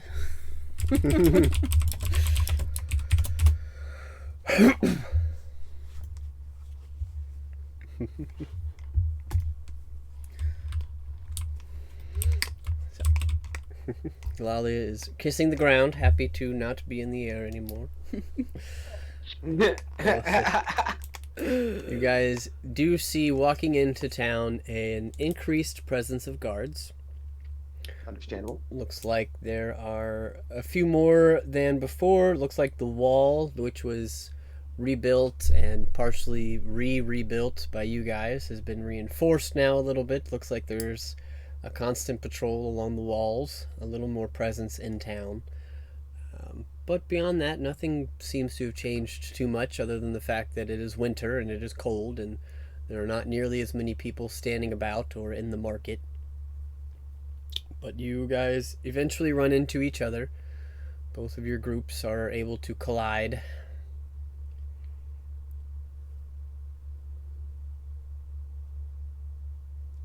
Hello, far travelers. Hello. I don't like flying. We have a spell that basically lets you fly. I mean, maybe if I were in control of the flying. We should see if Bink could find... Maybe they have, like, Griffin driving school or something. Aviation school. He rolled a griffin. I don't think he drives a griffin. I don't think that's how that works.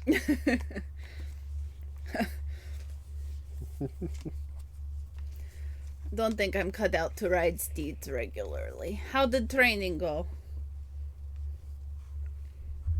I think the Neverwinter Guard will be far better off now than they were before. Good, good. I sure hope they will be anyway with a 39.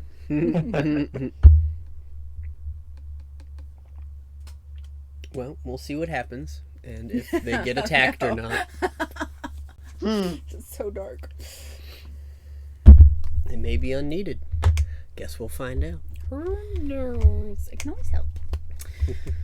Well, are we here to do some shopping? Yes. Shopping, preparations, etc. Alright. Well, where are y'all headed? Nettie's. Cool. Sounds good. You guys make your way over to the familiar location of Nettie's Magical Shop. You open the front door and you are greeted by the smell of cookies. Ooh. As Oh my god. Now I want cookies. you see shelves upon shelves upon shelves and tables just loaded with cookies.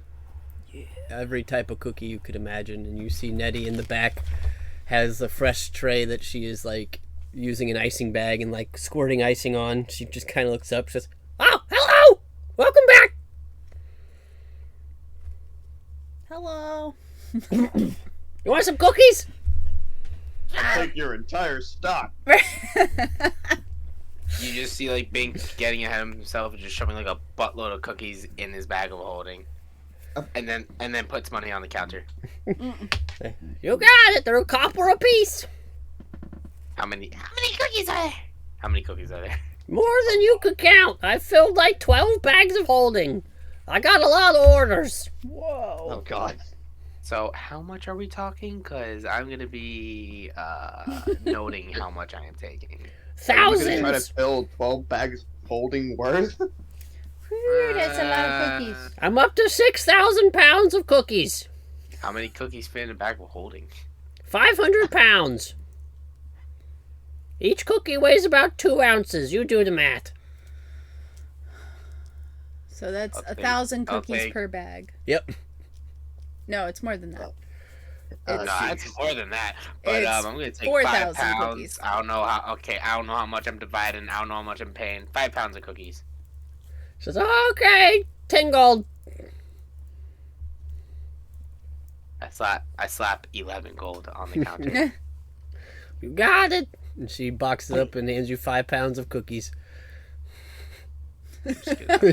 she kind of looks at the rest of you. He's gonna have diabetes. What was that, Bing? No, I'm just putting it in my notes. 5 pounds of cookies. Yep. I don't know how much that is exactly, but okay. That's a lot. These It's are a like lot of cookies. these are like sugar cookies with like light icing. So they what is it?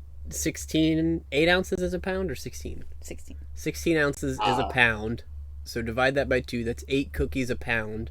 Yep. And you bought 5 pounds, so that's 40 cookies. 40 cookies. Okay, I'll just 40 cookies. 40 cookies. Okay. So what's 8 times 5? Yeah, 4,000 cookies will Yep. fit in a bag of holding.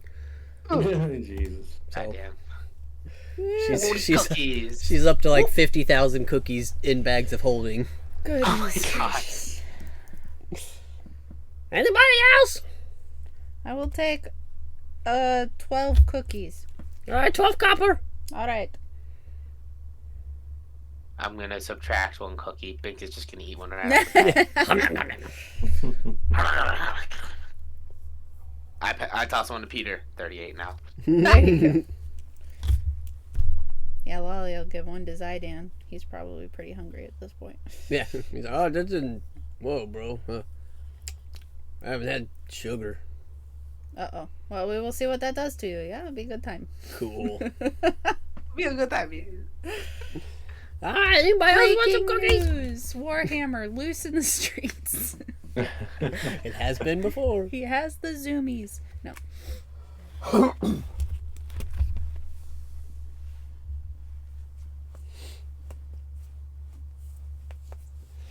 Anybody else want cookies? No, I'm good. All right. Anything else I can help you with? I think we want to pull from a box first, don't we? What's in the box? Oh, you want some items? Why didn't you say so? Well, we wanted cookies too. Okay. She claps her hands and the bakery slowly dissolves. And you find yourself sitting in the item shop. Some just nice wooden countertops with an assortment of items around. Just the general wares you guys have seen. And she steps behind the desk and pulls out a large box and sets it on the counter. And she says, All right, time for the show. Who's first? Not it. No. Yeah. Screw it. I guess Aiden will go first. We'll do it. Oh. whoever wants to go first, roll a d6. You got it, actually, Pink. You go ahead.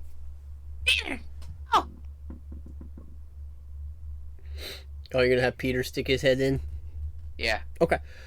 So Peter kind of sticks his head in and like pokes the box, and you. This time it's interesting. You haven't seen this before. The box begins to shake. Oh. Kind of like rattles a bit, and Nettie kind of looks at Peter and looks at the box. She's like, "Oh boy, you did it now!" Oh no. Oh no. Explodes. We all die. And you see as something begins to protrude out of the box. It is grayish blue in color. Looks slimy, looks wet. And then you see an eyeball, Oh no. and then scales, Oh no. and a giant fish flops out of the box onto the floor.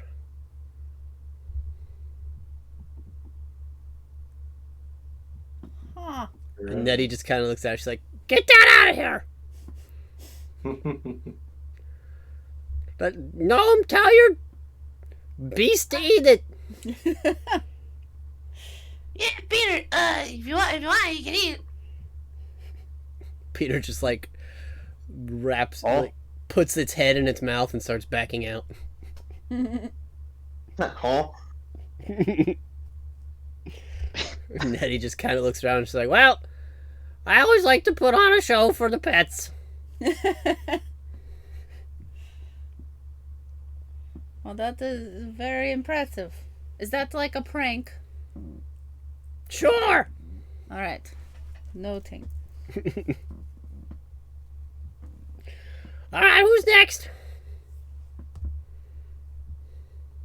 Oh, I guess I'll go. All right. Blink, you go to put your hand in the box and it starts shaking. And then you realize it's just Nettie. Roll a d6. Oh my god. It's just fish today, guys. It's just fish. 3. Roll a d100. Make a new pair of anything. Eh. Oh, I've never seen that before. The dice from like it like split, and then one was rolling, and it smacked into the other, and it made it spin again. Oh wow. So 47. All right. Let me pull out my price guide.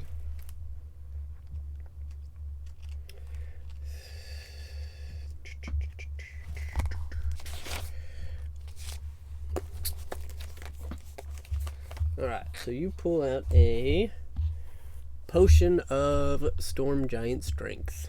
Whoa. Oh my god! I again. Another one.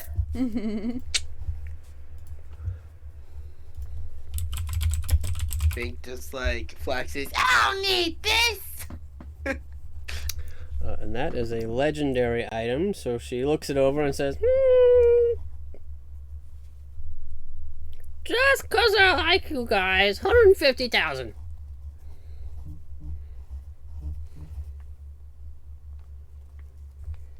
$150,000 gold. Yep. Or platinum. Gold. Hey now. Don't be reverse. Don't grog negotiate this. Grogotiate. Now strength or size? I'm just kidding. Strength. It makes your strength Dang score it. 29 for an hour. Wow. That's all you guys if you want that. That's all you want. Pretty No. strong enough. No, I'm good. Says, all right, I'll just sit on the counter for now. All right, who's next? Suppose I'll go next. Okie dokie. Roll a d6.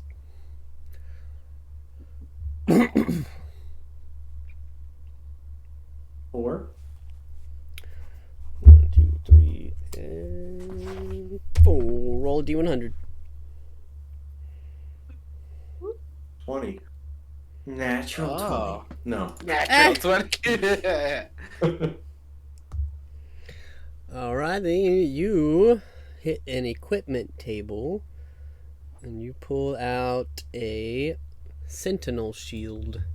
Ooh, that could be a fun one for Zan. I don't think that requires attunement. So, a sentinel shield, while holding this shield, you have advantage on initiative rolls and perception checks. And I don't believe it requires attunement. It doesn't. That is uncommon. So she looks at that and she says, Ooh, that's a cool one. 500 gold. I had said unplugged. What was the item? Sure. Why not? it's called a sentinel shield. Gives you advantage on initiative and perception checks. Ooh. As long as you're holding it.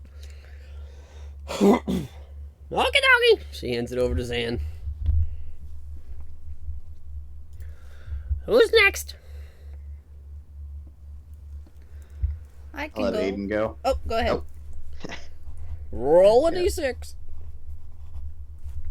Yeah, that was a cool item. Mm-hmm.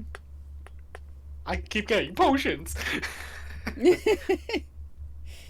It's Yeah. RNG, man.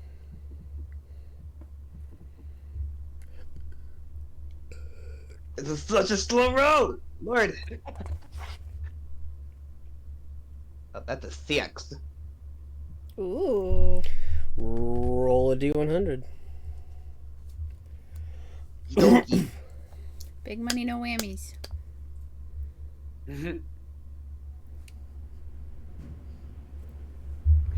D100.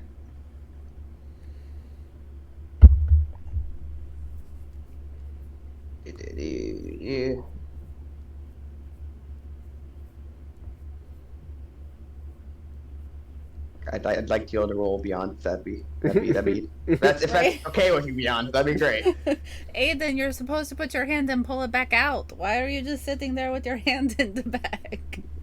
I hate beyond right now. What is going on? Let me roll.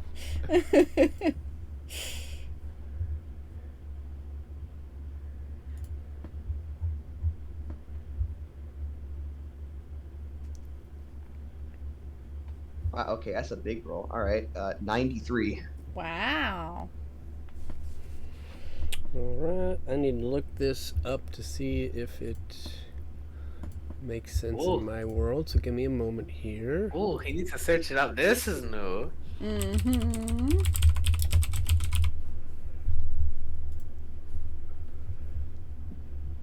Bink's eye twitching, just like, I want to spend my money on something useful. Too much money. Burning a hole in your pocket. Okay. Yeah, this one isn't bad. So, you pull out another shield. This one is called a Spell Guard shield. While holding this shield, and it does require attunement, you have advantage on saving throws against spells and other magical effects, and spell attacks have disadvantage against you. That's good. That's You pretty cool. Pull that out, That's and really she good. looks it over, and she's like, "Oh, that's a good one. 50,000 gold." Useful for the fighter. It is not a plus shield, though. It only gives the 2 to AC. Then if I try to fucking, It's so good. I'm pretty sure if I try to enhance it, it breaks the enchantment. Correct. Ruh-roh. That'd still be very useful to have. So I'm I gonna still didn't do even it. know it gives you a +2 on AC. That's a pretty good benefit with everything else. Like if Yeah. we're gonna get spellcasters, this is really great. They get Yeah, I'll take disadvantage that. on you, whatever spell they cast at you. That's Actually, wait, great. let me make sure I have. Let's see. I have Frostbrand as. Well, actually, I cut off the attunement. No, I didn't cut off the attunement. I still have Frostbrand, Ring Protection, Ring of Warmth, Ring of Mind Shielding. Okay, so I do have one more attunement slot open. Cool. Yeah, I'm gonna get that. Sweet. You got it. Nice. 50,000 gold. Divided by 10, so 5,000 platinum. You got it.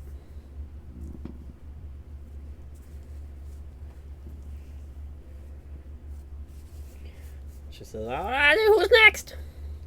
I think that's me. Okie dokie.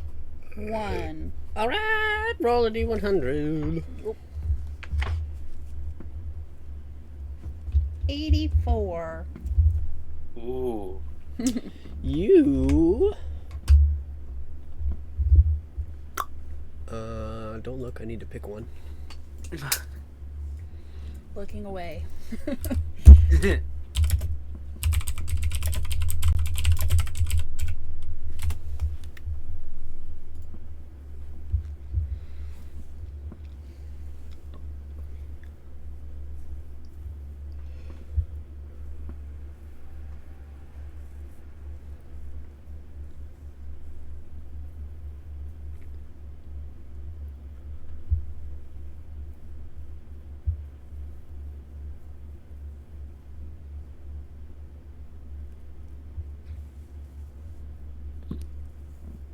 Okay, you pull out a Qualls feather token, and this is the token of a tree. Ooh. And she sees this, and I don't remember what rarity these are. I can check.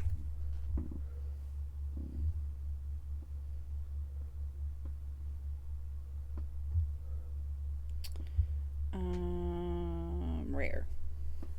Okay. So you pull it out, and she says, "Oh, that's a fun one. 2,500 gold. What does it do?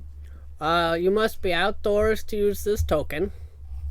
Okay. You can use an action to touch it to an unoccupied space on the ground. The token disappears, and in its place, a non-magical oak tree springs into existence. The tree is 60 feet tall and has a 5-foot diameter trunk, and its branches at the top spread out in a 20-foot radius. God damn. It is an instant tree. Instant tree. Alright. Sure, why not? Okie dokie. Save the environment. Yup. Go green. Go green! All right, and then, per usual, I will give you one other free roll. Oh, Garnet, for when did Garnet. you get... Yeah. So I will give you guys the highest table. So I always want to give you at least one off that table. Thankfully, one of you rolled it as well. But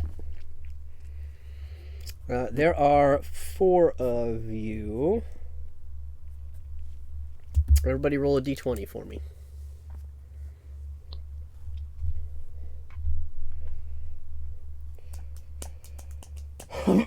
Wait, everybody or one person? Everybody. Everyone. Oh, I thought you said one person. I'm seeing like everyone roll it. I'm like, oh. My phone just freaked out. Oh. Try that again. Everyone's still loading. Oh. Yeah. Yep. D&D Beyond for the win. I'm gonna try again because I don't think it Oh. worked the first time. That's a lot of rolls, ain't it? Yeah. Yeah, Is it actually still me rolling? Yeah, it shows It up as shows like... you rolling it like 2 other times. It's showing you still rolling it. Wow. I haven't even been able to see my dice roll yet because it's just up in the air. that's all right. We'll give it a second. Wow, look at all the single digits from the rest of us, though. Gravity, I command you to work. Gravity! I There think we you go. broke. Finally, it's done. Aiden, I think you broke the gravity in D&D Beyond. All right, so this is a 26 altogether, it looks like. Would you like to keep a 26, or would you like to add one more d20 roll for Garnet? This will be a group decision. Garnet. Does everybody agree with this, or do you want to stay with 26? That's fine. I don't care one way or the other. Aiden, Zanzibar. Yeah, you go ahead. Okay. We'll keep it. All right, so I've got 1 vote for 26, I've got 1 vote for add a d20, and I've got 2 people that don't care. Yeah, I heard. Okay, whatever. Yes, I agree. We should keep the 20, and I'm like, okay, let's go with Garnet. Oh, then go with Garnet. Okay, so somebody who's not lagging, throw another d20 out there. I think I will Shade. throw a quick D20. 11. All right, 26 plus 11 is 37. Yes. This fits. This totally fits given all of the other pools today. Oh, gosh. Garnet pulls out a +3 shield. Oh my god. Wow, we got 3 shields. Wow. It's a different at least. That's crazy. She looks at it and says, "Ooh, that's a really good one. 400k." Bruh. Woo. Hell is this? For 400k! That's the shield of all shields, man. That is the shield of all shields. I was getting ready to type. I typed shield, and then you said of, and I typed of, and then you said all shields. I'm like, oh, I'm not typing that. No, it is a +3 shield, so it gives you a total of +5 to your AC. Oh. So that's like a legendary, I'm assuming. Yes. That's a very rare, I think. Yeah, Hold on, Bink. Yeah, it depends on what book you're looking at. It's either very rare or legendary. Oh, it's very rare, yeah. Yep. Goddamn. Plus 5. Wow. That's actually really good. It's pretty.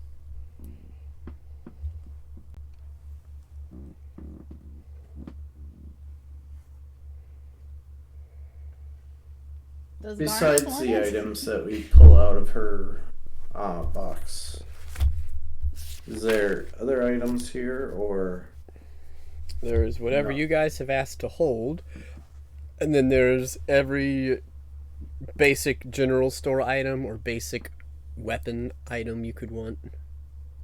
so white? So what? You broke up on me. White. No green items. Color-wise. Oh, D&D Beyond. color wise, gotcha. She doesn't have any magical items besides what you guys pull from the box. But Gotcha. yes, common items. Ding dang doozle. Shields galore episode. Mhm. All right. Well, we'll take the Vorpal Scimitar. Okay. And can someone do the conversion rate on it? Because I've got If it's 26. 250, if it's 250,000 gold, 25,000 platinum. 25,000 platinum. Okay. Mhm.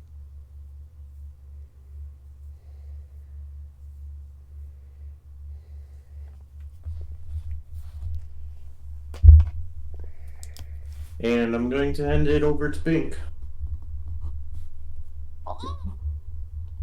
Thank you. Yeah, because you can use 2 swords and cast spells. So I'm just gonna shove my flame tongue rapier in my bag of holding and just hold my tears rapier and Vorpal rapier in the other hand. Yeah. Well, the other one's a Yeah, Vorpal. tears in the air and he starts dancing around. So Bink has 2 practically legendary swords in his hands. Essentially, yeah. I can stab stuff now with meaning and with a lot of damage now. Yeah, I used to actually go up front.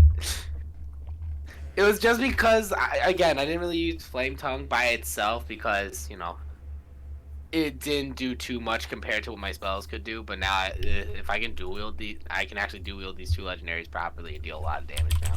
This will be very helpful. Thank you. Mhm. Welcome back. Zan bought the Vorpal Scimitar for Bink. Sweet. Okay. I need to drink less water while we're playing. I was looking. I think. Bink tosses him 40,000 to compensate.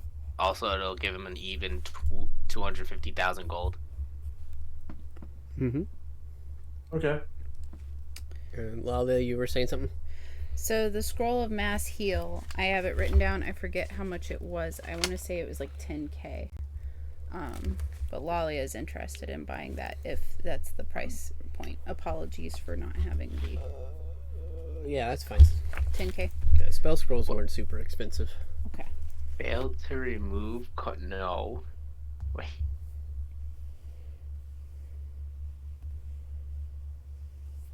How much would 40,000 be considered in platinum? 4,000. 4,000. Okay. Okay, there you go. Okay. Mass heal is a 9th level spell, right? And I think there's still like an iron flask, dimensional shackles. What does dimensional shackles do again? Does it like keep something in this plane of existence or something? I think it's the Keep exact someone opposite. from teleporting, basically. Or using any sort of extra dimensional travel, but they can still walk through a portal.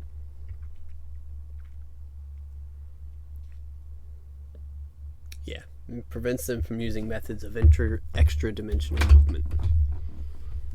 He's just gonna buy that and shove it in his bag. Cool. How much is it? 2,500, right? I believe so. Yeah, it's a rare.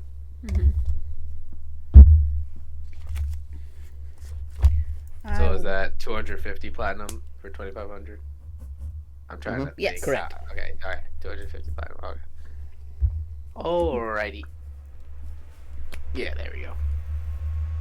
Dimensional shackles. Woo! It's getting stressed out recently. All right. Anything else? We've got 2 potions of giant strength, assuming we're gonna have her hold on to the one we just pulled.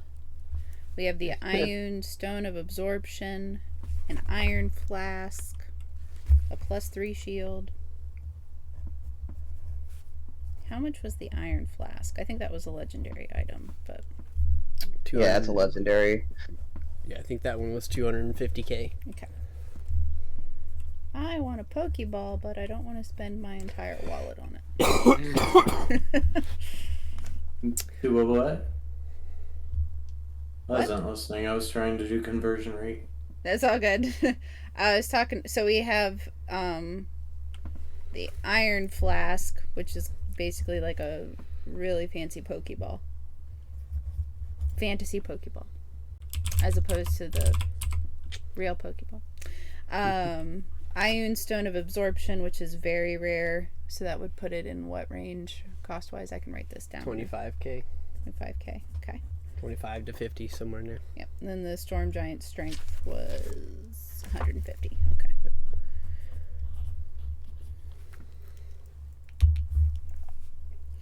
So that's what we got.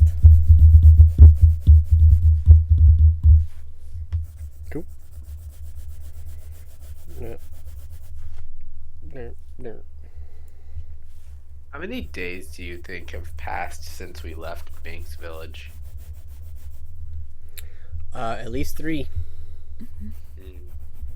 I need to keep track because of the figure of wondrous power, Ivory Goat. Yep. Because it has a 30-day cooldown because I made it giant for 3 hours. Yeah, I think at best it's been about. You could write down. I mean, 4 days. including the day we spent inside the mini dungeon because we were traveling to it when I activated it. Yeah. The sandstorm. I would say go ahead and just give it a week. Just Give it write a down week? that you got a Okay. week. Okay. Or it's been a week, I should say. Okay. 1 week since you made a goat. 3 more weeks to go. Woo!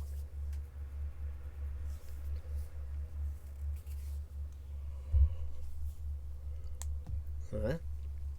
Any other purchases? Anything else you guys are looking to do here with Nettie? See if I have anything to sell. I mean, Are you getting short on cash? no, I just see if I have anything to actually like legitimately get rid of. Like, I mean, I'm always gonna keep on to the flame tongue rapier, just in case for the hell of it. The fire, why not? Mm-hmm. I have a studded leather +1 armor I can get rid of. I don't need to hold on to. So I thought I was very close to gaining proficiency with a shield. Would we know how much training I would have to do still? Would Zanzadar, in his attempt to become a leader, have been working on his shield play in Neverwinter? If it was a class that Aiden was offering, yeah. Because I said I went to every class that Aiden had. Mm-hmm. I think it's one that even if he wasn't conducting it, there certainly would have been one. So I would say Yeah. roll a D100 for me. Okay. You had about 20% left, so you got to beat a 20. 83. Cool. Woo! What the Yeah. hell? You got it. So you can go into armor, so you can do proficiencies in languages, and add a new proficiency, and you should be able to give yourself shield. Oh. Nice. Awesome. And your +1 studded leather, I believe, is uncommon. Maybe I was wrong about that. Hold on. +1 is rare, I believe. Studded leather. Yes, it is blue. It is rare. So she will offer you 2,000 gold for your +1 studded leather.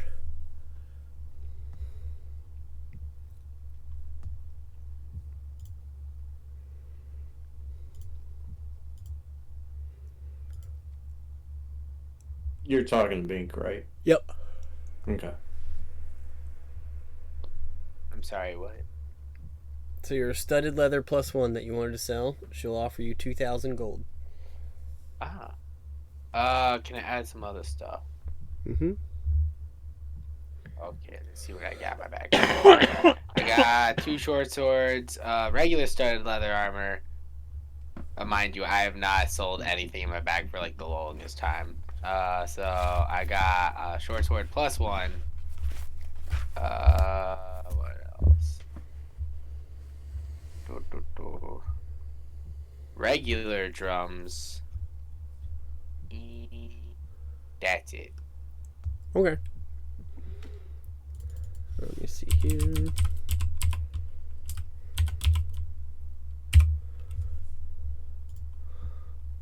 Regular short sword +1 is uncommon, plus all the other stuff. She says, that's a lot of junk. 400 gold.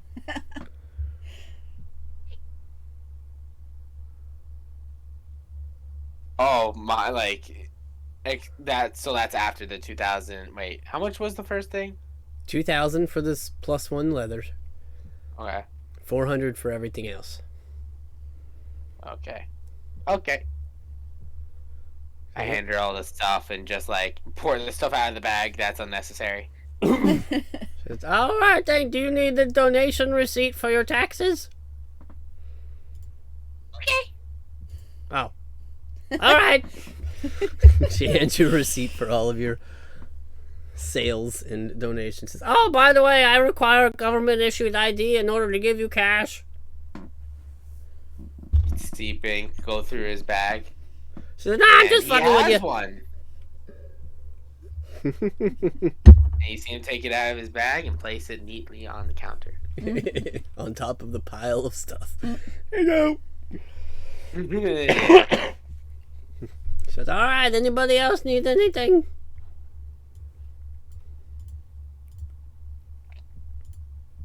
No. I'm sorry, who's the one that got me the sword again? I did. I'm gonna walk on over to you. I'm gonna give you a wand of prestidigitation. Oh. I think I almost said it correctly. Yeah.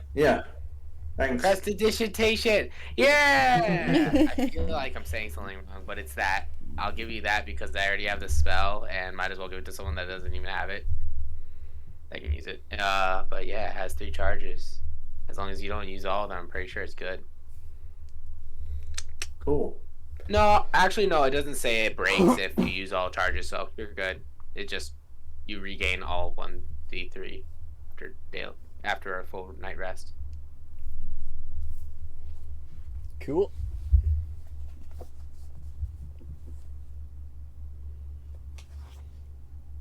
Alrighty. Well, any other purchases or things around town?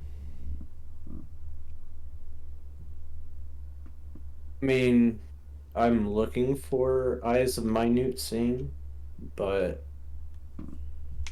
I don't know where I would find them. Bink is just rummaging through his bag still while you all are talking still. Bink pulls out a scroll, passes it to Lalia. What is this? Oh, it's done. Oh, wow. Thank you. No problem.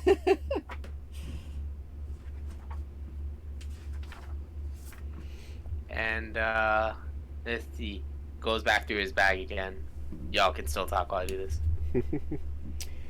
this. Zan, make a persuasion check for me.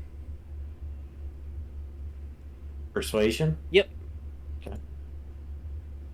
Natural 20 plus 10 for 30. Woo! Okay. She offers you a pair of eyes of minute seeing for 200 gold. Hey! Oh, thank you. Said, well, you know, I use these myself because I make shit and they're nice to look at stuff with.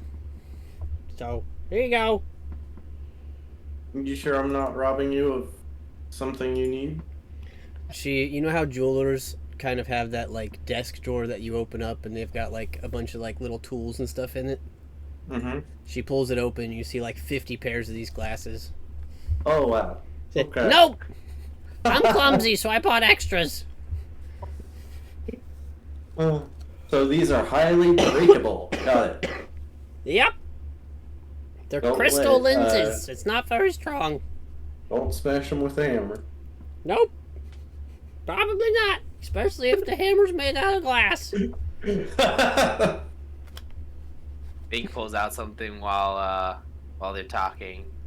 Goes his hands in the air. Can you fly? Can I fly? No. Hands and boots of winged boots. Okay. He's just going through his inventory. Shit, I don't use anymore. Just pass it At out. this point, Bink's just going through all the literal crap he's not using, and he's just giving it to everyone. It's like Christmas. Our own little elf. Yeah, you just see me with like pointy ears, just like fake pointy ears on, like an elf hat, and just like giving out presents. You just, my bag of holding looks like Santa Claus's pouch, and he's just pulling stuff out of it. Here's one for you, and you, and here's a little gift for you with little wings on the boots. So yeah, you get winged boots. And that duration's 10 minutes. Yes, it has Okay. been. Yeah.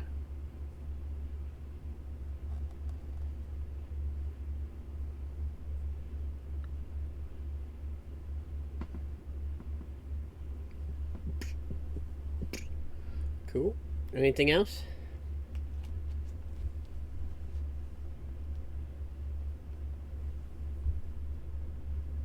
That's still an attunement, correct? Yes. Yep. Okay, gotcha. Are you able to use it? My attunement slots are full at the moment, so if there's a battle we're going into where I know I'm gonna need it, then I'll probably still use it, but... Okay. Cool. I'm like, I got a Peter. So I can just fly up into battle on it. So might as well give someone else it. Mm-hmm.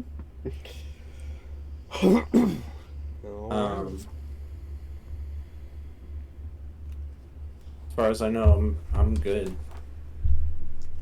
But now I can attune everything that I have on, including both of my. Wait, the rapier is scimitar. Yeah. Wait, what happens when I attune them? What does that do? It allows you to use the rest of their benefits. Oh, let's use their abilities. Okay. Oh, I get to ignore resistance to slashing damage. Cool. Yeah. If you don't have the Vorpal sword or the Vorpal scimitar attuned, you do not get the decapitate something on a crit feature. Oh, that's really cool. I like that. Yeah. As long as it has a head to decapitate, it instantly dies. If I get a crit, basically, and I can cut its head off successfully, it instantly dies. That's pretty metal. That's very overpowered. Yeah. Well, I go I... against the boss right away. Now crit 20. Its head lobs off and it's dead.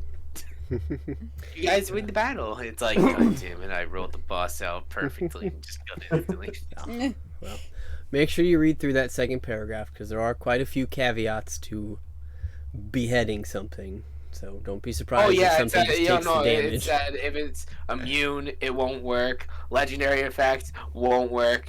If the head's too big and the DM doesn't allow it, won't work. Yeah. But yeah, like with specific conditions, if it's yeah. But in that situation, it at least takes an extra 68 slashing damage that can't be resisted. I just remember you bought me the Staff of Power, so repaying the favor with that one. Yeah. Oh yeah, that's right. I did do that. You got it.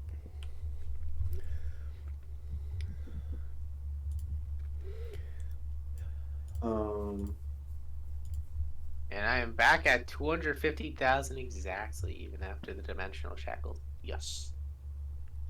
Even Steven. Cool.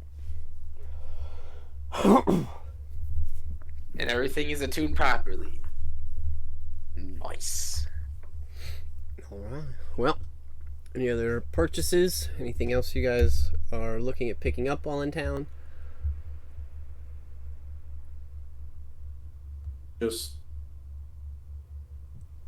going through like the yellow basic stuff right now. I'm looking through it because I want to get another Willow Shade oil since I gave one to Aiden. Mm-hmm. And the cost of that's 30. Mm-hmm. So. You got it. All right. Well, besides that, how about conversations around town or actions you're taking after shopping? I'm gonna head back home and do some forging. Cool. This was the stronghold, right? So Camille is here. No, this is not the outpost. Oh, This is Lelion. okay. No, this It's a is big- Patrick. This is a big outpost. Patrick. It's a big outpost. I'll tell you Screw what. it up then. That's all right. Yeah. The geography of all of this is a little confusing. Yeah. No, the outpost is further south. Okay. It is just adjacent to the front lines. Gotcha.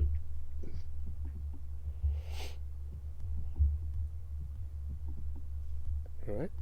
But Aiden's heading back to do some forging. What are you looking at accomplishing?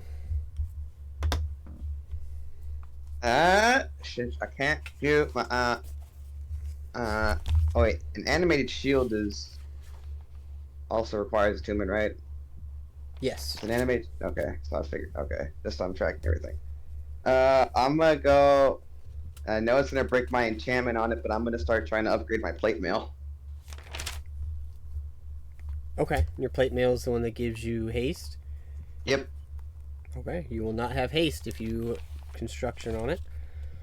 So as long as you are cool with that.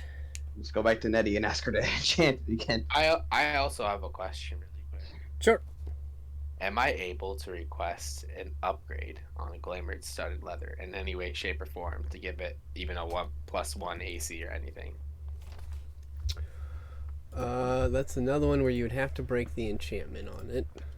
Would it just not be able to like switch into different stuff anymore? Correct. It would just turn into leather armor. But let me take a look. No.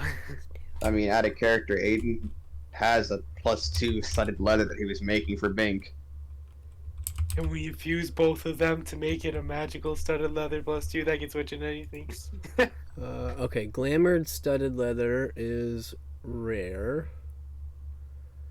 So yeah, that's a higher level enchantment because it's a rare item. So you could upgrade it and re-enchant it, but that is going to be costly. And it's also going to take time. To get a new rare enchantment is going to take 4 days for the enchanting.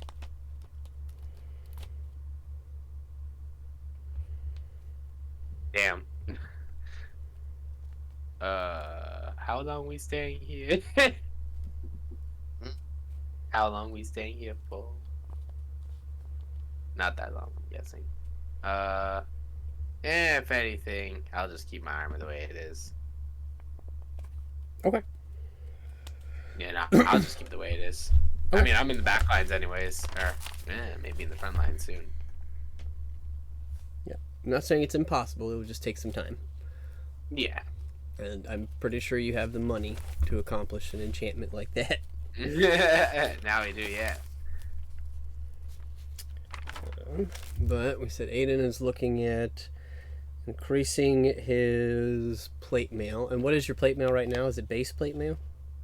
+1. It is +1, which would get us to +2. So let me make sure I have all the information you need for that. So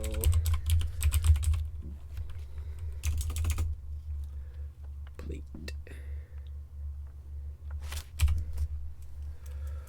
Okay, so plate +2 is very rare. To just so you're aware, to re-enchant a very rare item is going to take 8 days. So you know what? If we're staying here, frick it. Let me do it. I want an AC of 18 instead of 17. Let's do it. I'll do it.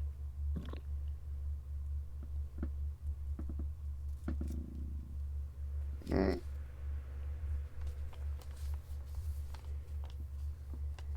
don't know how time restrained we are, I'll be honest. Yeah, because so upgrading your glamour would also require Aiden to do it. Yeah, it's not so much that those times run consecutively, it's that they stack. Yep. Oh. And you only got one person that can enchant, and she can only do one at a time, so... Maybe he can guide me and I can help assist him. Now, Lalia and Zan could enchant haste on Aiden's plate mail. Yep. Yeah, it's cheaper and quicker for you guys to enchant. Yeah. So we could take care of that. I'm volunteering Zan, but Lalia would help with that, certainly. Yeah, that could work. And then Big would just be on the side, just handing him stuff if he needs it to help quicken the time or something. Mm-hmm. He's like, hand me the Gorkle Sporkle. Okay.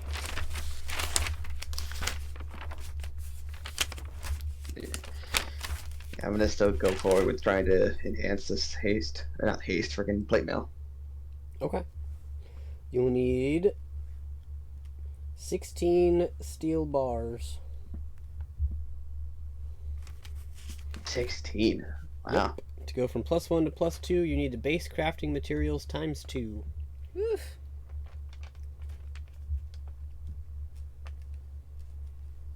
Let me go look at the chat real quick and find that. Or in the campaign info and find out where that is. Shouldn't be too far away. Nope. Don't have enough steel bars for that. Guess I'll go to the miners exchange and see how much steel they have. Right, let me... Steel bars is a... So it's always a roll to see how much they have each day. So steel bars is roll a d12.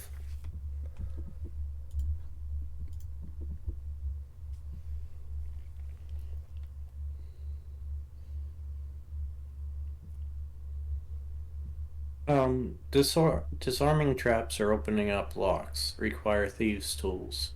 Yes. Does it use one thieves' tool per lock or trap? If you fail, it could break. If you Ooh, don't that's a fail, good you roll. keep it. Wait, I'm sorry. What is this for? 11. So Aiden's looking for steel bars. They have 11 steel bars. They are 1 gold apiece. I'll buy all of them. Mm-hmm. And then I'll make 3 more. Okay. Which will get me to 16. You got it, and you don't need to make checks to make steel bars anymore. We just need to deduct. What is steel? Should be iron and copper bars. Yep. So you would need 3 iron and 3 copper bars. Which I have easily of those 2. So then you'd subtract from those 3. I'd have 18 iron bars left and then 15 copper bars left. You got it.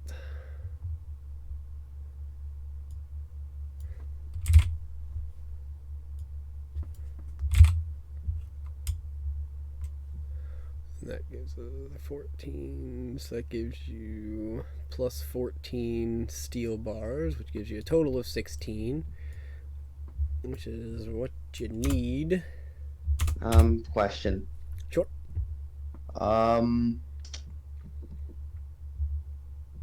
How does, like, if I wanted to infuse an equipment item with adamantium, how would that work?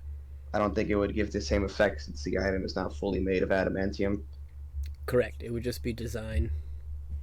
Okay. Yeah, you could use higher level bars to replace bars that you need. It just won't give you the effect of making something purely out of the higher level.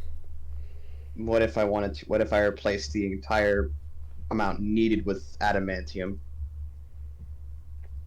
Unfortunately, no. You would have the whole, because you didn't start with an adamantium piece, it would not be an adamantium piece in the end.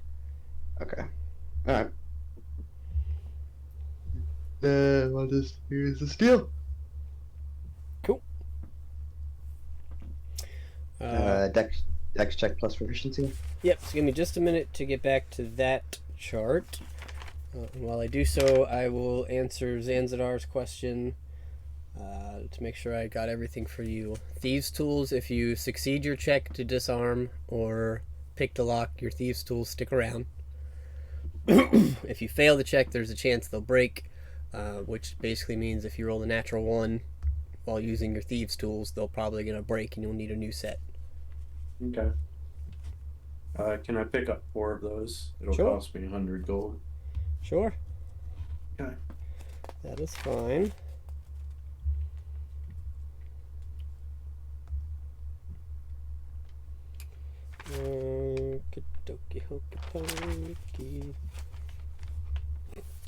Okay, successfully forging. Because we are going from a +1 to a +2, that is an increase of 10 to the DC. Oof. 18. So, in order to successfully make it without needing refinement, you'll need to hit a 26.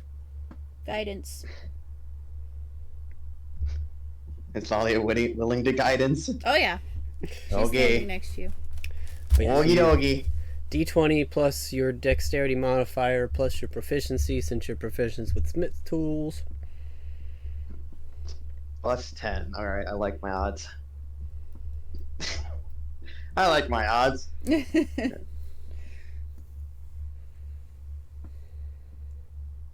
Okay, Beyond, why?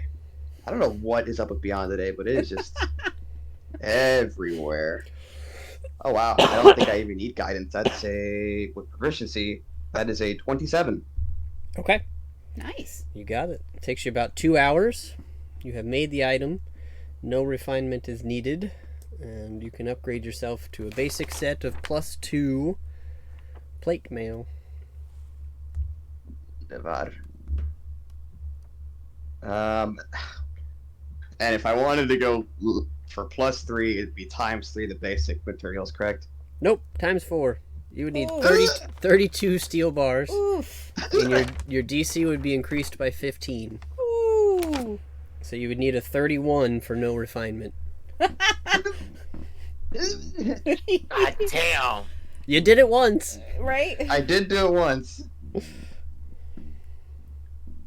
Oh god, I hope Bahamut likes a fucking sword, I tell you what. You want some proficiency bonuses?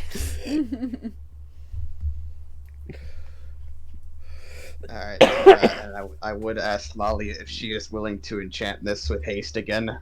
Absolutely.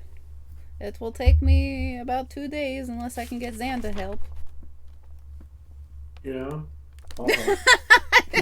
You don't have Yeah. to, Zan. It's really okay. I guess. And if I wanted to mess around with studded leather, what are the materials for that? Let me double check. Is that medium or light? That is light. It's light. Okay. So it would be upgrading. It would not necessarily be smithing. But to upgrade, like, let's say Bink's Glamour, because it's studded leather, to go from +0 to +1, you would need to purchase the base crafting materials, which would be another set of studded leather. I'm gonna And- retract my regular studded leather selling now. Well, you sold +1. No, I sold regular also. I had, Oh, wait, yeah. No, short. Yeah, no, you, wait. You can take that one back. Wait. Yeah.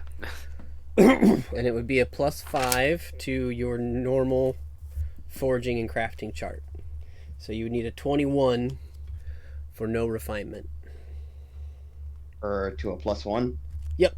Yeah, because there is still some metalwork in there, but you are handy enough with your smithing tools to do that. And Can I obviously, give What if bardic inspiration to this? Is that possible? To help Absolutely. with that like that? It's ability check. It's gonna be a +2 to a +3 though. That's why I'm asking. oh, it is a Because I already- +2 to 3. Yeah, because I have a +2 studded leather right now that I was making before during Bink's backstory. Okay. Yep. So Binks would be okay. So to upgrade the glamour armor for Bink. Sorry, I didn't realize you were talking about a different one. I have my own. Okay, gotcha. Well, we got Binks out of the way. So to upgrade your own +2 studded leather to a +3 would be 4 sets of studded leather, and an added 15 to the DC. Okay, I'll go buy those 4 regular sets then. Mhm. How much is it?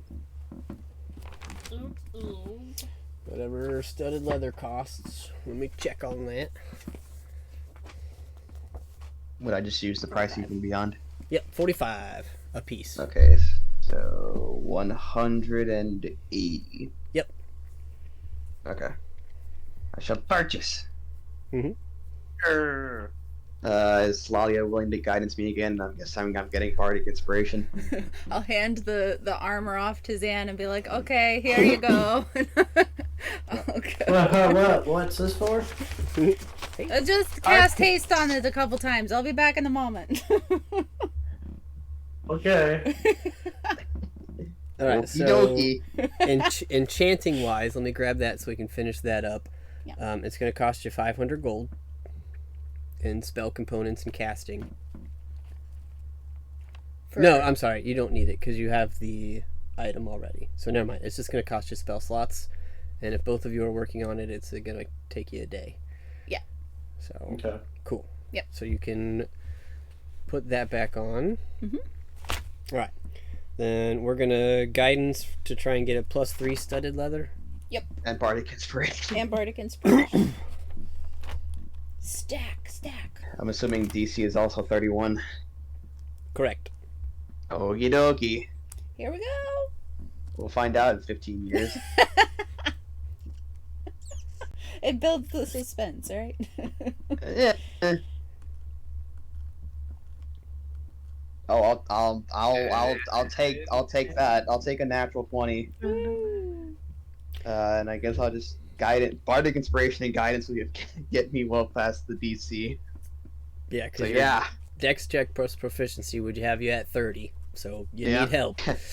There's a +4. Cool. So Yay! I'm sorry, what now? You got it. now Bink has a +3 studded leather. Nice. +3. Oh. That's a legendary, I think. At least What the close. hell? It's purty.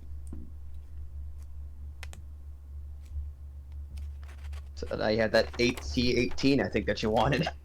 Oh wait, it adds your deck. I think it adds your dex modifier to it too, doesn't it? The flight armor. Yeah. So, yeah, whatever Bink's dex mod is. +4, I think. My dex modifier is. Wait, what's that? Is that just like the regular, like the plus? Yeah, the Yeah, whatever. +4. Yeah, so your AC is 19. God damn. +3, man. It's legendary. Hell yeah. I wasn't expecting legendary. Yeah, I was making this for you during your backstory, but then you already got a gift from your papa. I was like, I'm gonna hold on to this for a later time. How would I re-enchant it later on? You would probably have to convince Zan to do it for 8 days, because he's probably the only one that would have access to a spell that was similar to Disguise Self. Or you could wait 2 character levels and maybe Lalia would. Yeah. Or you could pay Nettie to do it. But it would take 8 days because there's only one of you that could work on it. Right. Is anyone still working on anything else in the meantime? Start working on hasting my plate mail. Yeah. How long would that take? 1 day. Day. Oh. If we haste ourselves, it'll go even faster. No.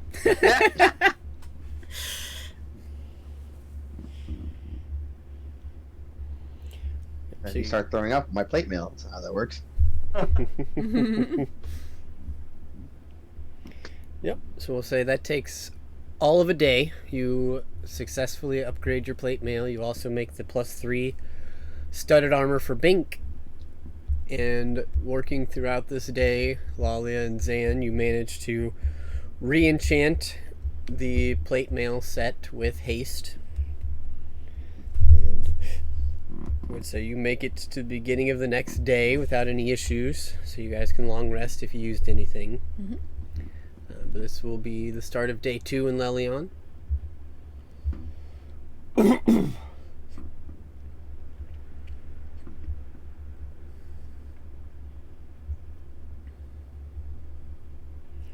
At the onset of this morning, you guys staying in your house, your humble abode that's nice and dusty. You haven't been there in a little while. You hear a knock on your front door in the morning.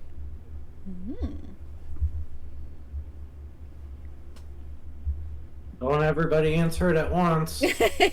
I guess Aiden plays it.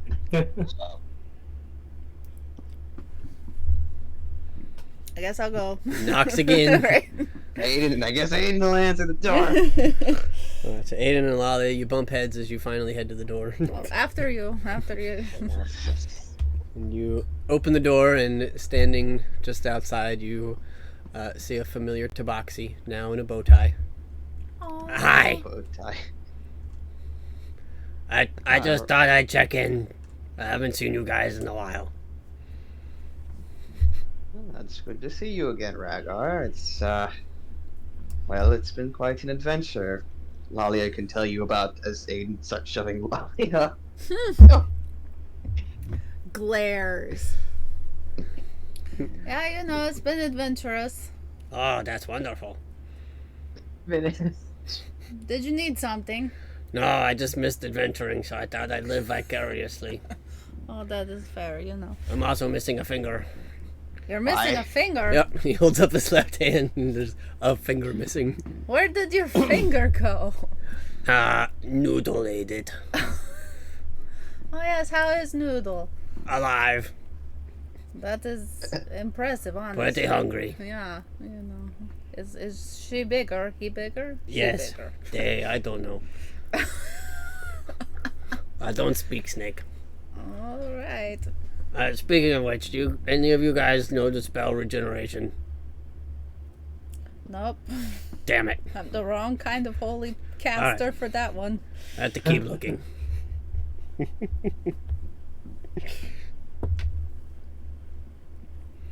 I just thought I would say hi. It's time for breakfast. See you later. He just turns and walks away. All right, bye. Bye. But you guys have made it to this morning. What would you like to do? Are they still having to spend time with the haste spell? No, it's done. Wonderful. We got it done in due haste. Well,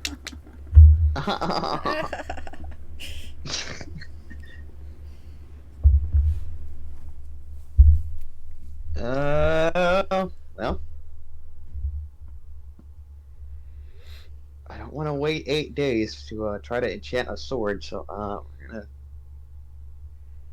Well, I mean, we could pull things from the box before we leave, since it's a new day.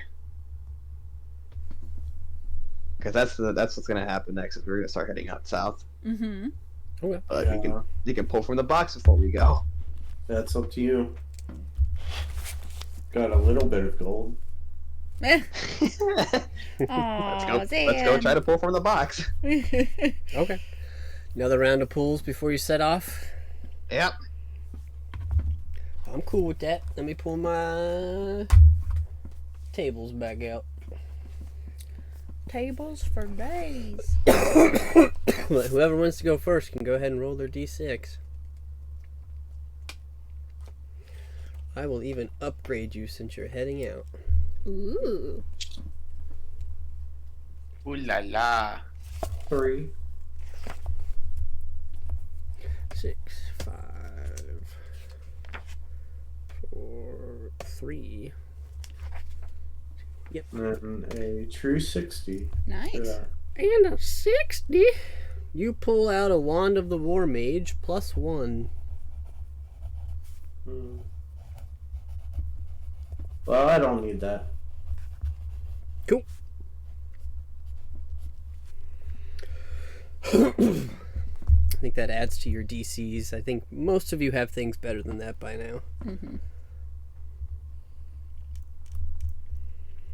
Whoever would like to go next can roll their d6.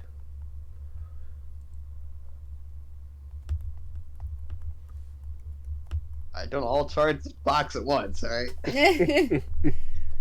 I got it. 3. Also. Cool. Watch. Let's get a 60. 2 Wands of the War Mage. 82. 82. You pull out Gloves of Thievery. Oh, God. Oh no, you give that to the paladin? Lalia's like, how much? I feel so good. How much? Yeah. Says Lolly. Let me take a look. And also, do they require attunement? They do not. These gloves are invisible while worn. While wearing them, you gain a +5 bonus to dexterity sleight of hand checks and dexterity checks made to pick locks.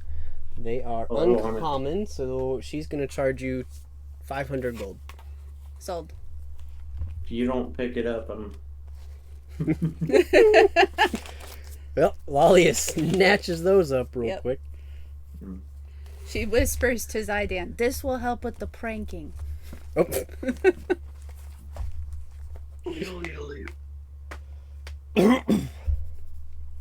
Alright, I guess I'll have Aiden go next.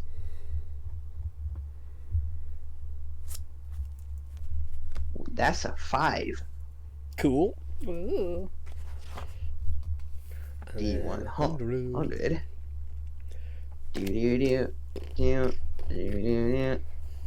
That's a. If I could get the number, that's a 9. Oh, interesting. Cool. Give me a second here.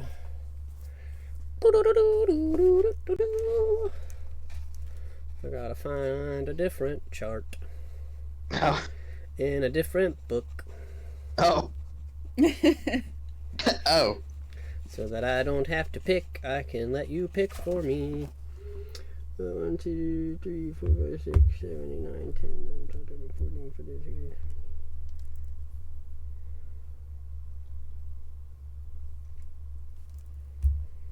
16. Okay, roll another D100 for me. Rolling, Okay. rolling. Oh, actually, I should have had you roll a D4. A D4? Yeah. Well, Jan's acting funky, so. Do you have a set of dice with you? I'm not worried about weapons or items. No. Oh, alright. Want me to just roll the D4 instead? Yeah, just roll a D4 somewhere Okay. and tell me what you get. Not worried So I'll about it. just pull up a generator. Fuck it. That's a 3. Okay. 1, 2, 3. So that gives us 1, 2, 3, 4, 5, 6, 7, 8, 9, 10, 11, 12. Okay, roll a D20. Okay. Jeez, I'm rolling a lot on rolling. this one. Jesus Christ. Okay.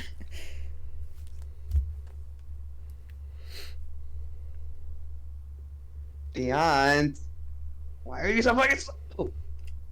You can use your generator for this too if you want. It's just finding items I'm not really super worried about, so. That's fine. It's a 16. Okay. There we go. 2, 3. Okay, interesting. You pull out a +3 Warhammer. Ooh.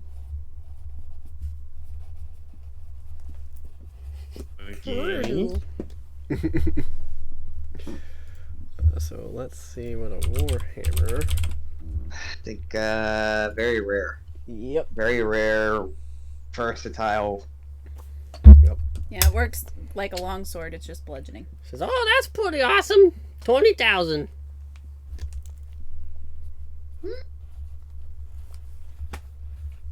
Sure, why not? All right. And I think that leaves us with Bink pulling again. Yes, sir. Roll a d6. 6. Oh, hot damn. Roll a d100. This bad boy about to get something sweet. 76. Oh, shit. Roll a d12. I swear to God, if I roll a D something after this, that'll be something. 9. You pull out a set of +3 splint armor. Oh, If Well, it that's- just said +3 leather armor, I swear to God. No, a +3 studded leather would have been on a 5 or a 6. Oh my God. Nope, you got +3 splint. that's heavy armor. Oh. Oh my God. Why? That's the only legend. Come on. Splint +3 is legendary, so she says, that's pretty good. 200k. Woo. I don't need anybody else need this. You see Aiden there with the clank clank, like, I'm good. It would I boost think we're me good. one. No, it would keep me the same. Dang. No, it would Of boost all me the one. things, why? Alright. Well, she will give you one freebie roll, so if everybody wants to add a d20 roll, and then tell me if you want to keep it or add 20 to it. Well, thank God I got something high. 16 again. Yes. Nice. Okay. We're doing pretty good. We're doing pretty. Hey, look at that. I'd say at the D20. Add the D20. What do we have all added up right now? Am I on the wrong page? 20. So Oh no, I just 28, 30, 44, 51. We're at 51 at the moment, so do we want a 51 or do we want to add? Add. It's certainly higher than the probably last add. one. Add. Let's do it. Okay. So, somebody add a d20 for me.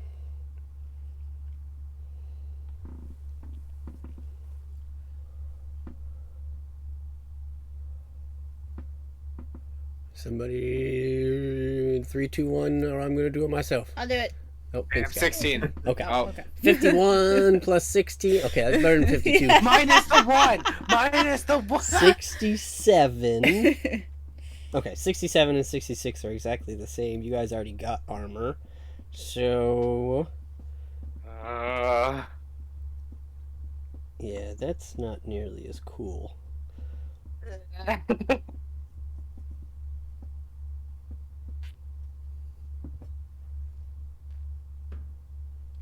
What is next to it? I think you're gonna pull this out.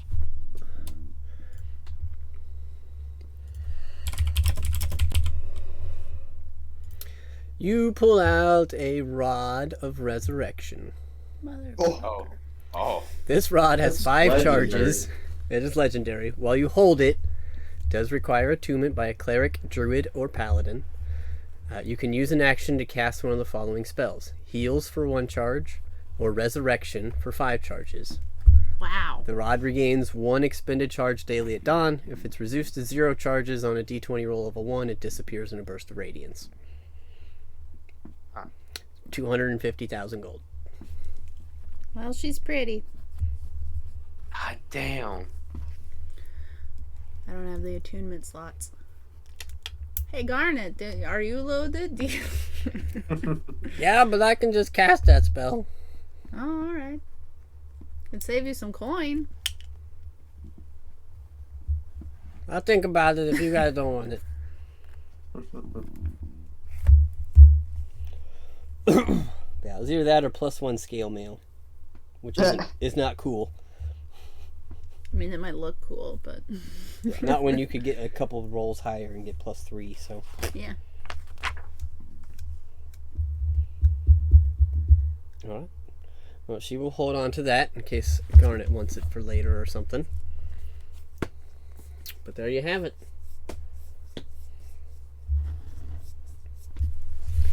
Alright, do you need anything else? No, I think we're good. I think it's time we hit the old. Well, good. Alright, then GTFO, I got cookies to make.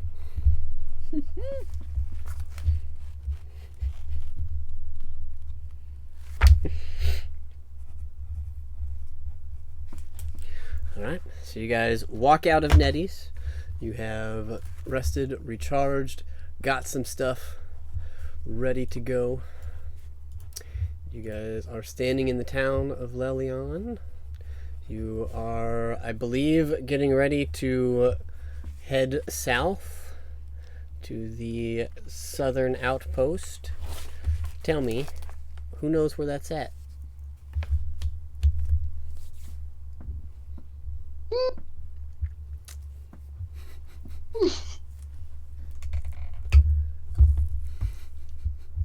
That's a problem. You don't say. Uh-oh. It's south. So, Please go wander around for a while. challenge number 1. Finding the outpost. Okey-dokey. Whoops.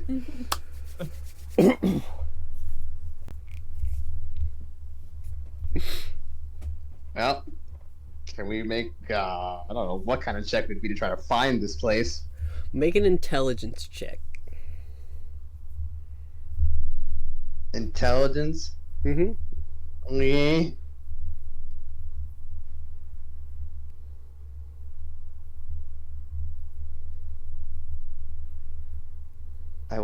I will punch. I don't know what I have to do to make Beyond roll faster.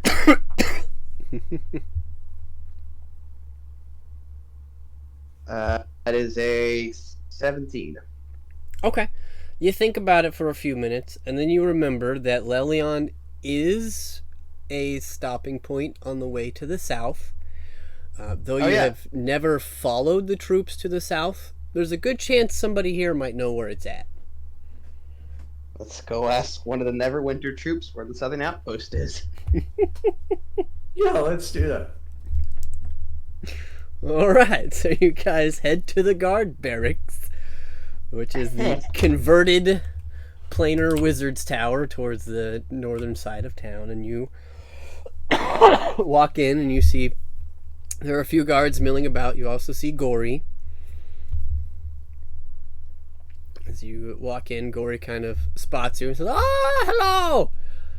You guys have been gone for quite some time. Welcome back. What can I be doing for you?" We're just looking for the location of the southern outpost. We're looking to assist the Neverwinter army in this coming war. Oh, going to the outpost, huh? Alright, you got a map? Probably.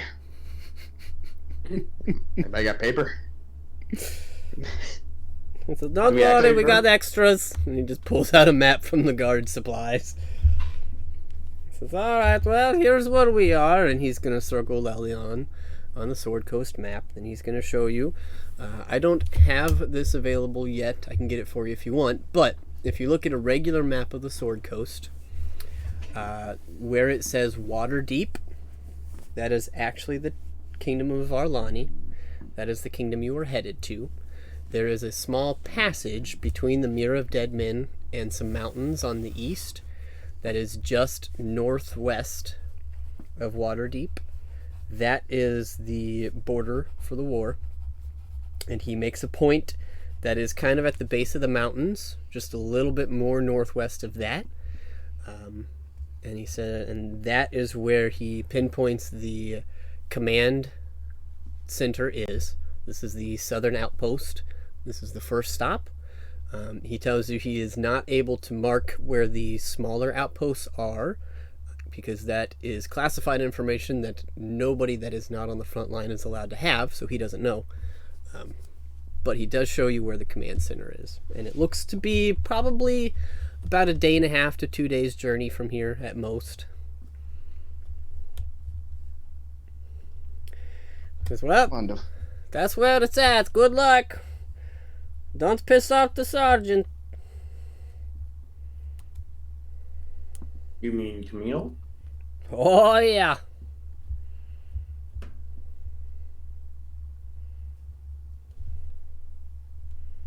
What is Camille, by the way?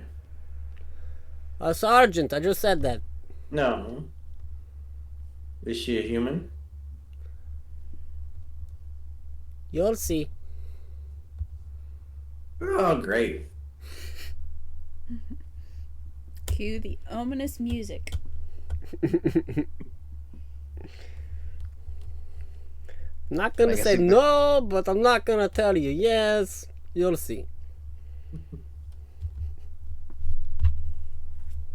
You'll find out now. Let's get on the trails.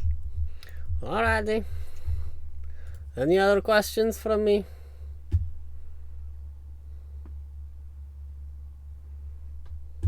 Is it dangerous to walk there? Not any more dangerous than walking anywhere else right now. Okay. I mean, we have another detachment of troops heading that way in about 2 weeks. Are they just going to trust us that we're with you guys, or do we need paperwork? Let me have paperwork, remember, Zanzidar? We got it from Lord Neverember. Yeah, I he thought gave you that some. was to get in Neverwinter. No, that we had received different paperwork showing that we are affiliated with the Neverwinter Army and siding with them in this war. Yeah. Yep. Okay. Yeah, he gave you some papers for that, and he also said he would send word to the southern encampment. Just making sure. The paladin's turning dark side. Because you got the gloves. That's all my questions. Alrighty. So, are we heading off? Yep. Woo!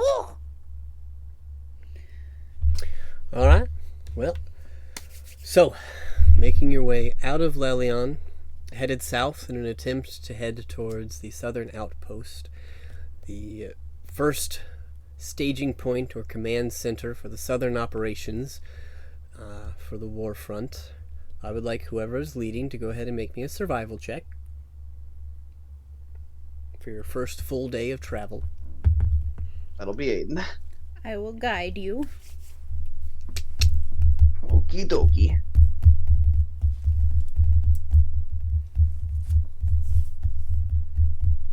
Oh, wonderful. That is a with guidance. That's a 27. 27. Beautiful. All right.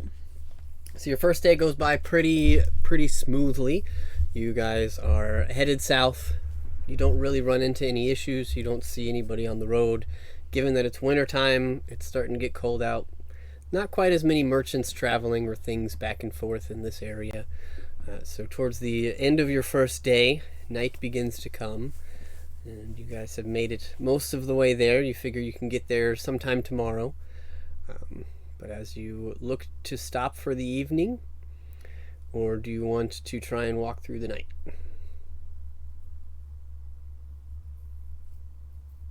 Walking through the night is never right. Rhyme.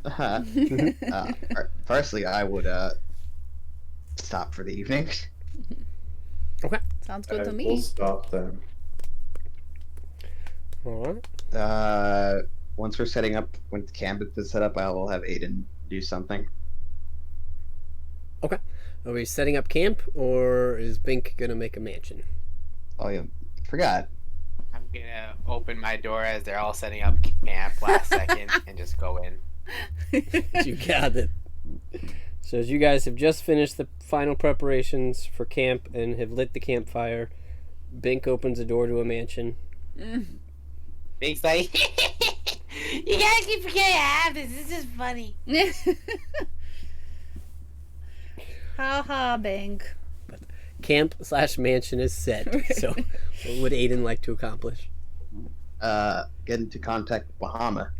Okay. Bahama. Bahama. Yes, Bahama. He wants to try to figure out what the message was that was garbled while in Neverwinter. Okay. Make a religion check. Oh boy. We gonna see what happens here. If Beyond would cooperate, that'd be nice.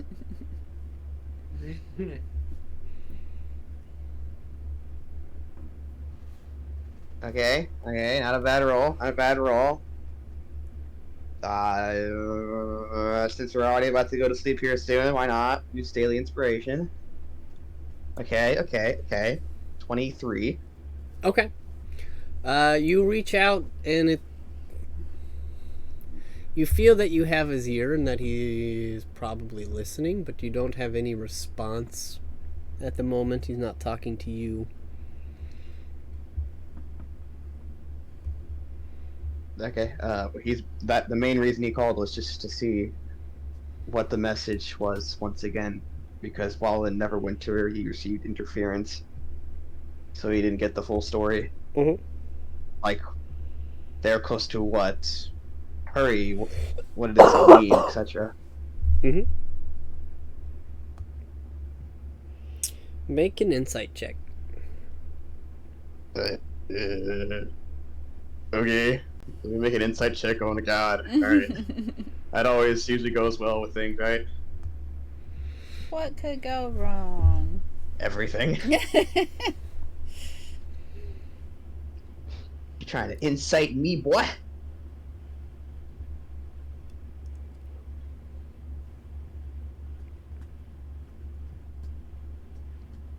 What is going on with my Beyond today? I'm sorry that it's taking roll so long, guys. It's ridiculous.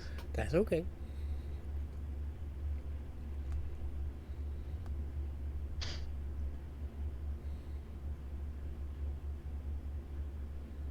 Oh, well, luck's out there. Natural 20. Okay. You gather and trying to reach out and communicating this to him the best you can. He seems distracted.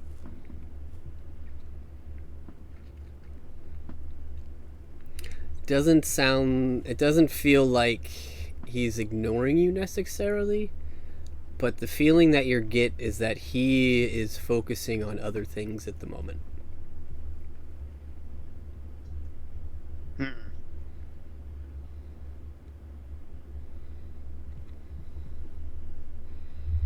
Yeah. You feel that your message was sent. Just not really getting a response right now. Seems like his attention is elsewhere. Okay. Well, at this point, I just give him a progress report, I guess. Mhm. The next day, we'll be at the southern border. Hopefully, we will find this artifact. And then, yeah, if he's distracted with other things, we just sever the connection at that point. You got it.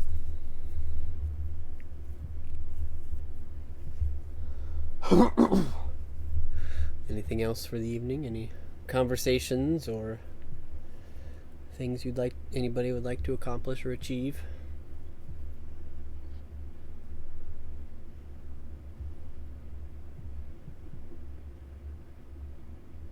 Doesn't sound like it. No, nothing much.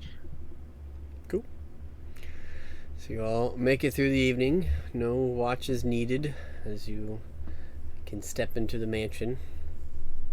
Morning comes. You guys start heading off again. Make me one more survival check to see if you get lost.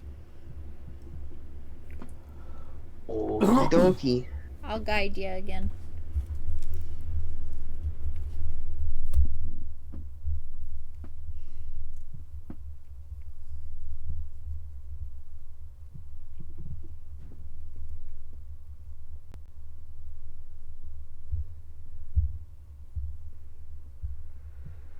Anytime today, Beyond. Anytime today. Okay, not bad. Dirty 20 plus 4, so. Ooh, 24. Ooh, Cool. nice. You make good time. You seem to be following best you can. It doesn't take you very long, about midday or so. You can tell it is afternoon. You begin to see the a little break, kind of. It looks like there's a wooded area that has some paths that go into it near the base of this mountain, and you gather that's about the right direction, about the right spot for this place that is marked on your map. And as you travel through, you do find yourselves coming up to a small clearing where you can see that a little defensive structure has been placed. Looks like some wooden palisade walls, just a little fortress outpost here in the woods at the base of this mountain. I will show that to you real quick here. I just gotta remember what I named it. Southern Outpost. So you guys are approaching from this way.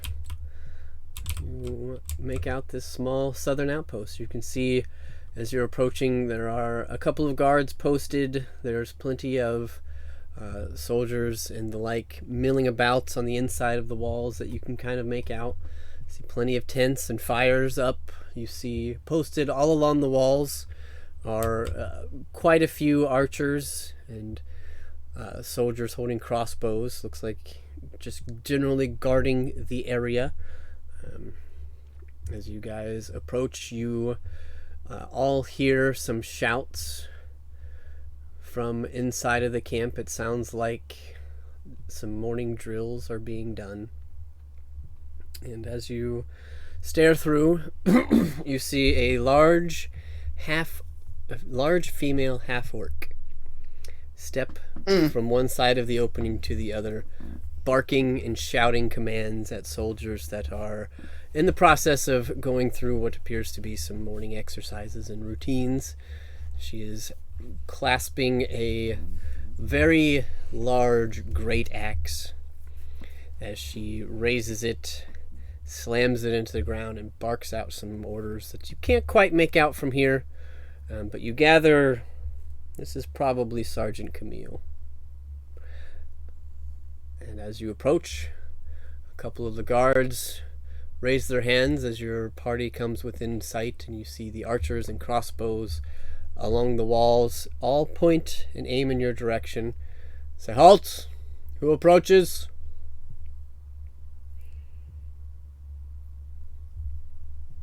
Oh, this is when we're supposed to have a group name. Right. No. I believe Nord Neverember sent word of our arrival. Names, As please.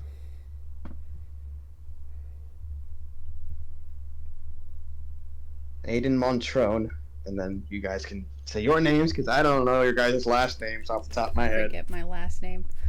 Lalia Hoofbeats or something like that. I don't know my own last. Lalia. Jackson.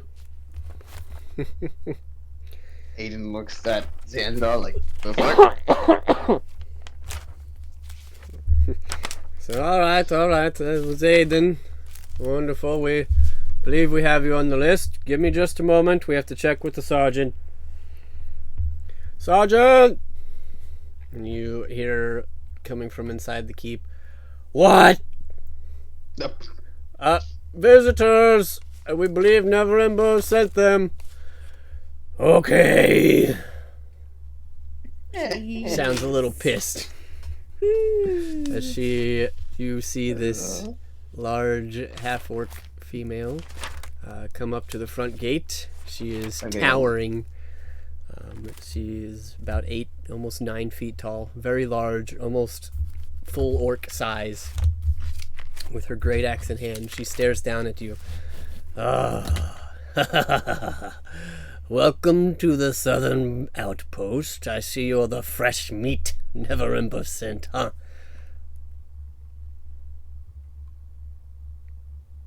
Well, don't all speak at once. Cat got your tongue? Just wondering why you're fighting against orcs. Take the direct approach with him. Why? Because I'm related to them. I mean, you kind of look like it, but...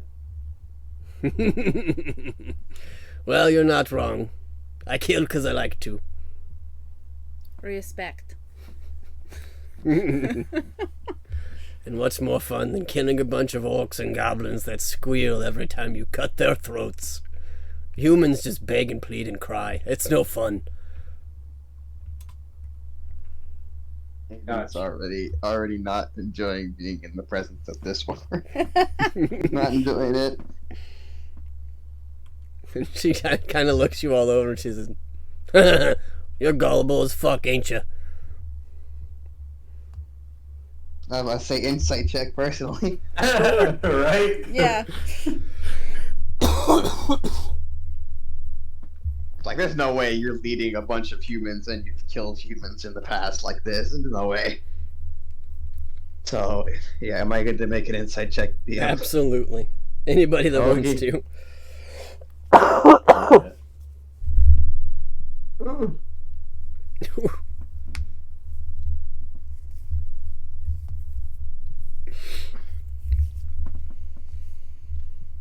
Sorry, I'm lagging behind.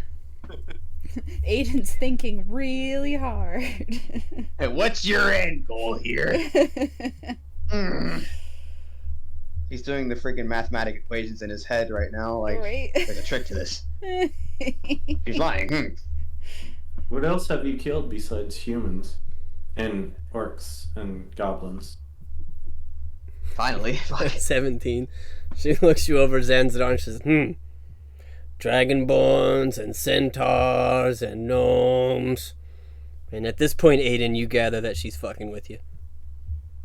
So, are you going to finish with the mind games or not? That's the best part of fresh meat. No, I wouldn't know I'm a vegetarian. No. I come from a long line of half-orcs that have made their names in Neverwinter. We are chastised a bit, given the circumstances of our war, but I protect the kingdom. I have, and my family has for many generations.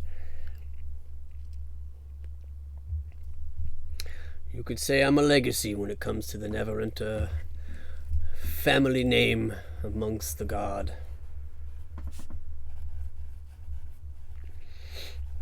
I see. While I am good at killing, I am not a murderous spirit at heart, I think. But welcome to my camp. Make yourselves at home.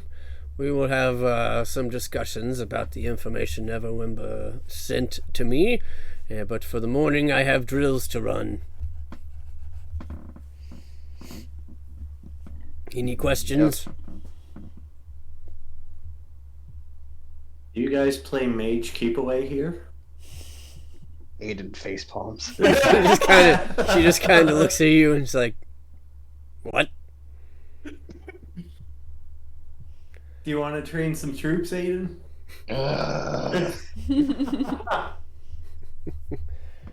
She's all right. Not doing that for 2 days. That's just bull. Well, find a tent or put up your own. We'll have a discussion after morning. Has a minute passed, DM? Yeah. Cool. Know your enemy. Yeah, what are you looking for? I can look for strength because What's your strength? 20. Much greater. I thought. As I thought. Armor class. And total class levels. What's your AC? Armor class. Armor classes. If I had my. Yeah, 23. A little less. And total class levels, if any. More than yours. Oh, good. I should have just said fighter class levels, if any. I should have said that instead. Oh, yeah. Interesting. She's only a sergeant. Got it. But she beckons you in and returns to the class she was leading, and you see the guards kind of usher you over and just kind of step out of the way as you guys enter into the southern outpost. And within the outpost, you can see that there are quite a few people milling around. You can see that it is not a half-orc figurine, because I couldn't find a good one. But she continues her morning education with the group that she is with. You can see that this area contains a archery practice range. Looks like there's some stables for some horses that are relatively full at the moment. You can see a supply shed garage area where things are being stored and supplies are being given out for some of the morning activities. You can see a small outdoor forge and workshop has been set up, as well as a pen containing some farm animals. Looks like some pigs, maybe some sheep. There are a few rows of tents here for the soldiers that are stationed, as well as a smaller area that looks like it's probably more for the senior or upper staff. Some other tents, and looks like some strategy planning meeting type areas and things of that nature. And in kind of the center area, looks like breakfast is being prepared. Looks like a large selection of pork and beans. Fairly simple as you guys walk in, and the exercises continue. You step into town, and it's fairly lively, given that it's just at the end of morning, heading into afternoon. And as you are all kind of taking in this area, looking around, seeing what's here to see, there's a lot going on, a lot of movement. You hear some shouts from the walls and quite a few horns being trumpeted. And you hear calls to arms, to arms, to arms. And you hear a very loud guttural roaring coming from outside of the camp. And we'll pick up there in 2 weeks. Well, hey. Dum dum. Glad to be here, guys. Glad to be here. Alrighty. Well, like I said, I think we are going to be off next Saturday because that is the last technical Saturday of November, and it is also just after Thanksgiving, so there's going to be a whole lot of stuff going on. Yeah.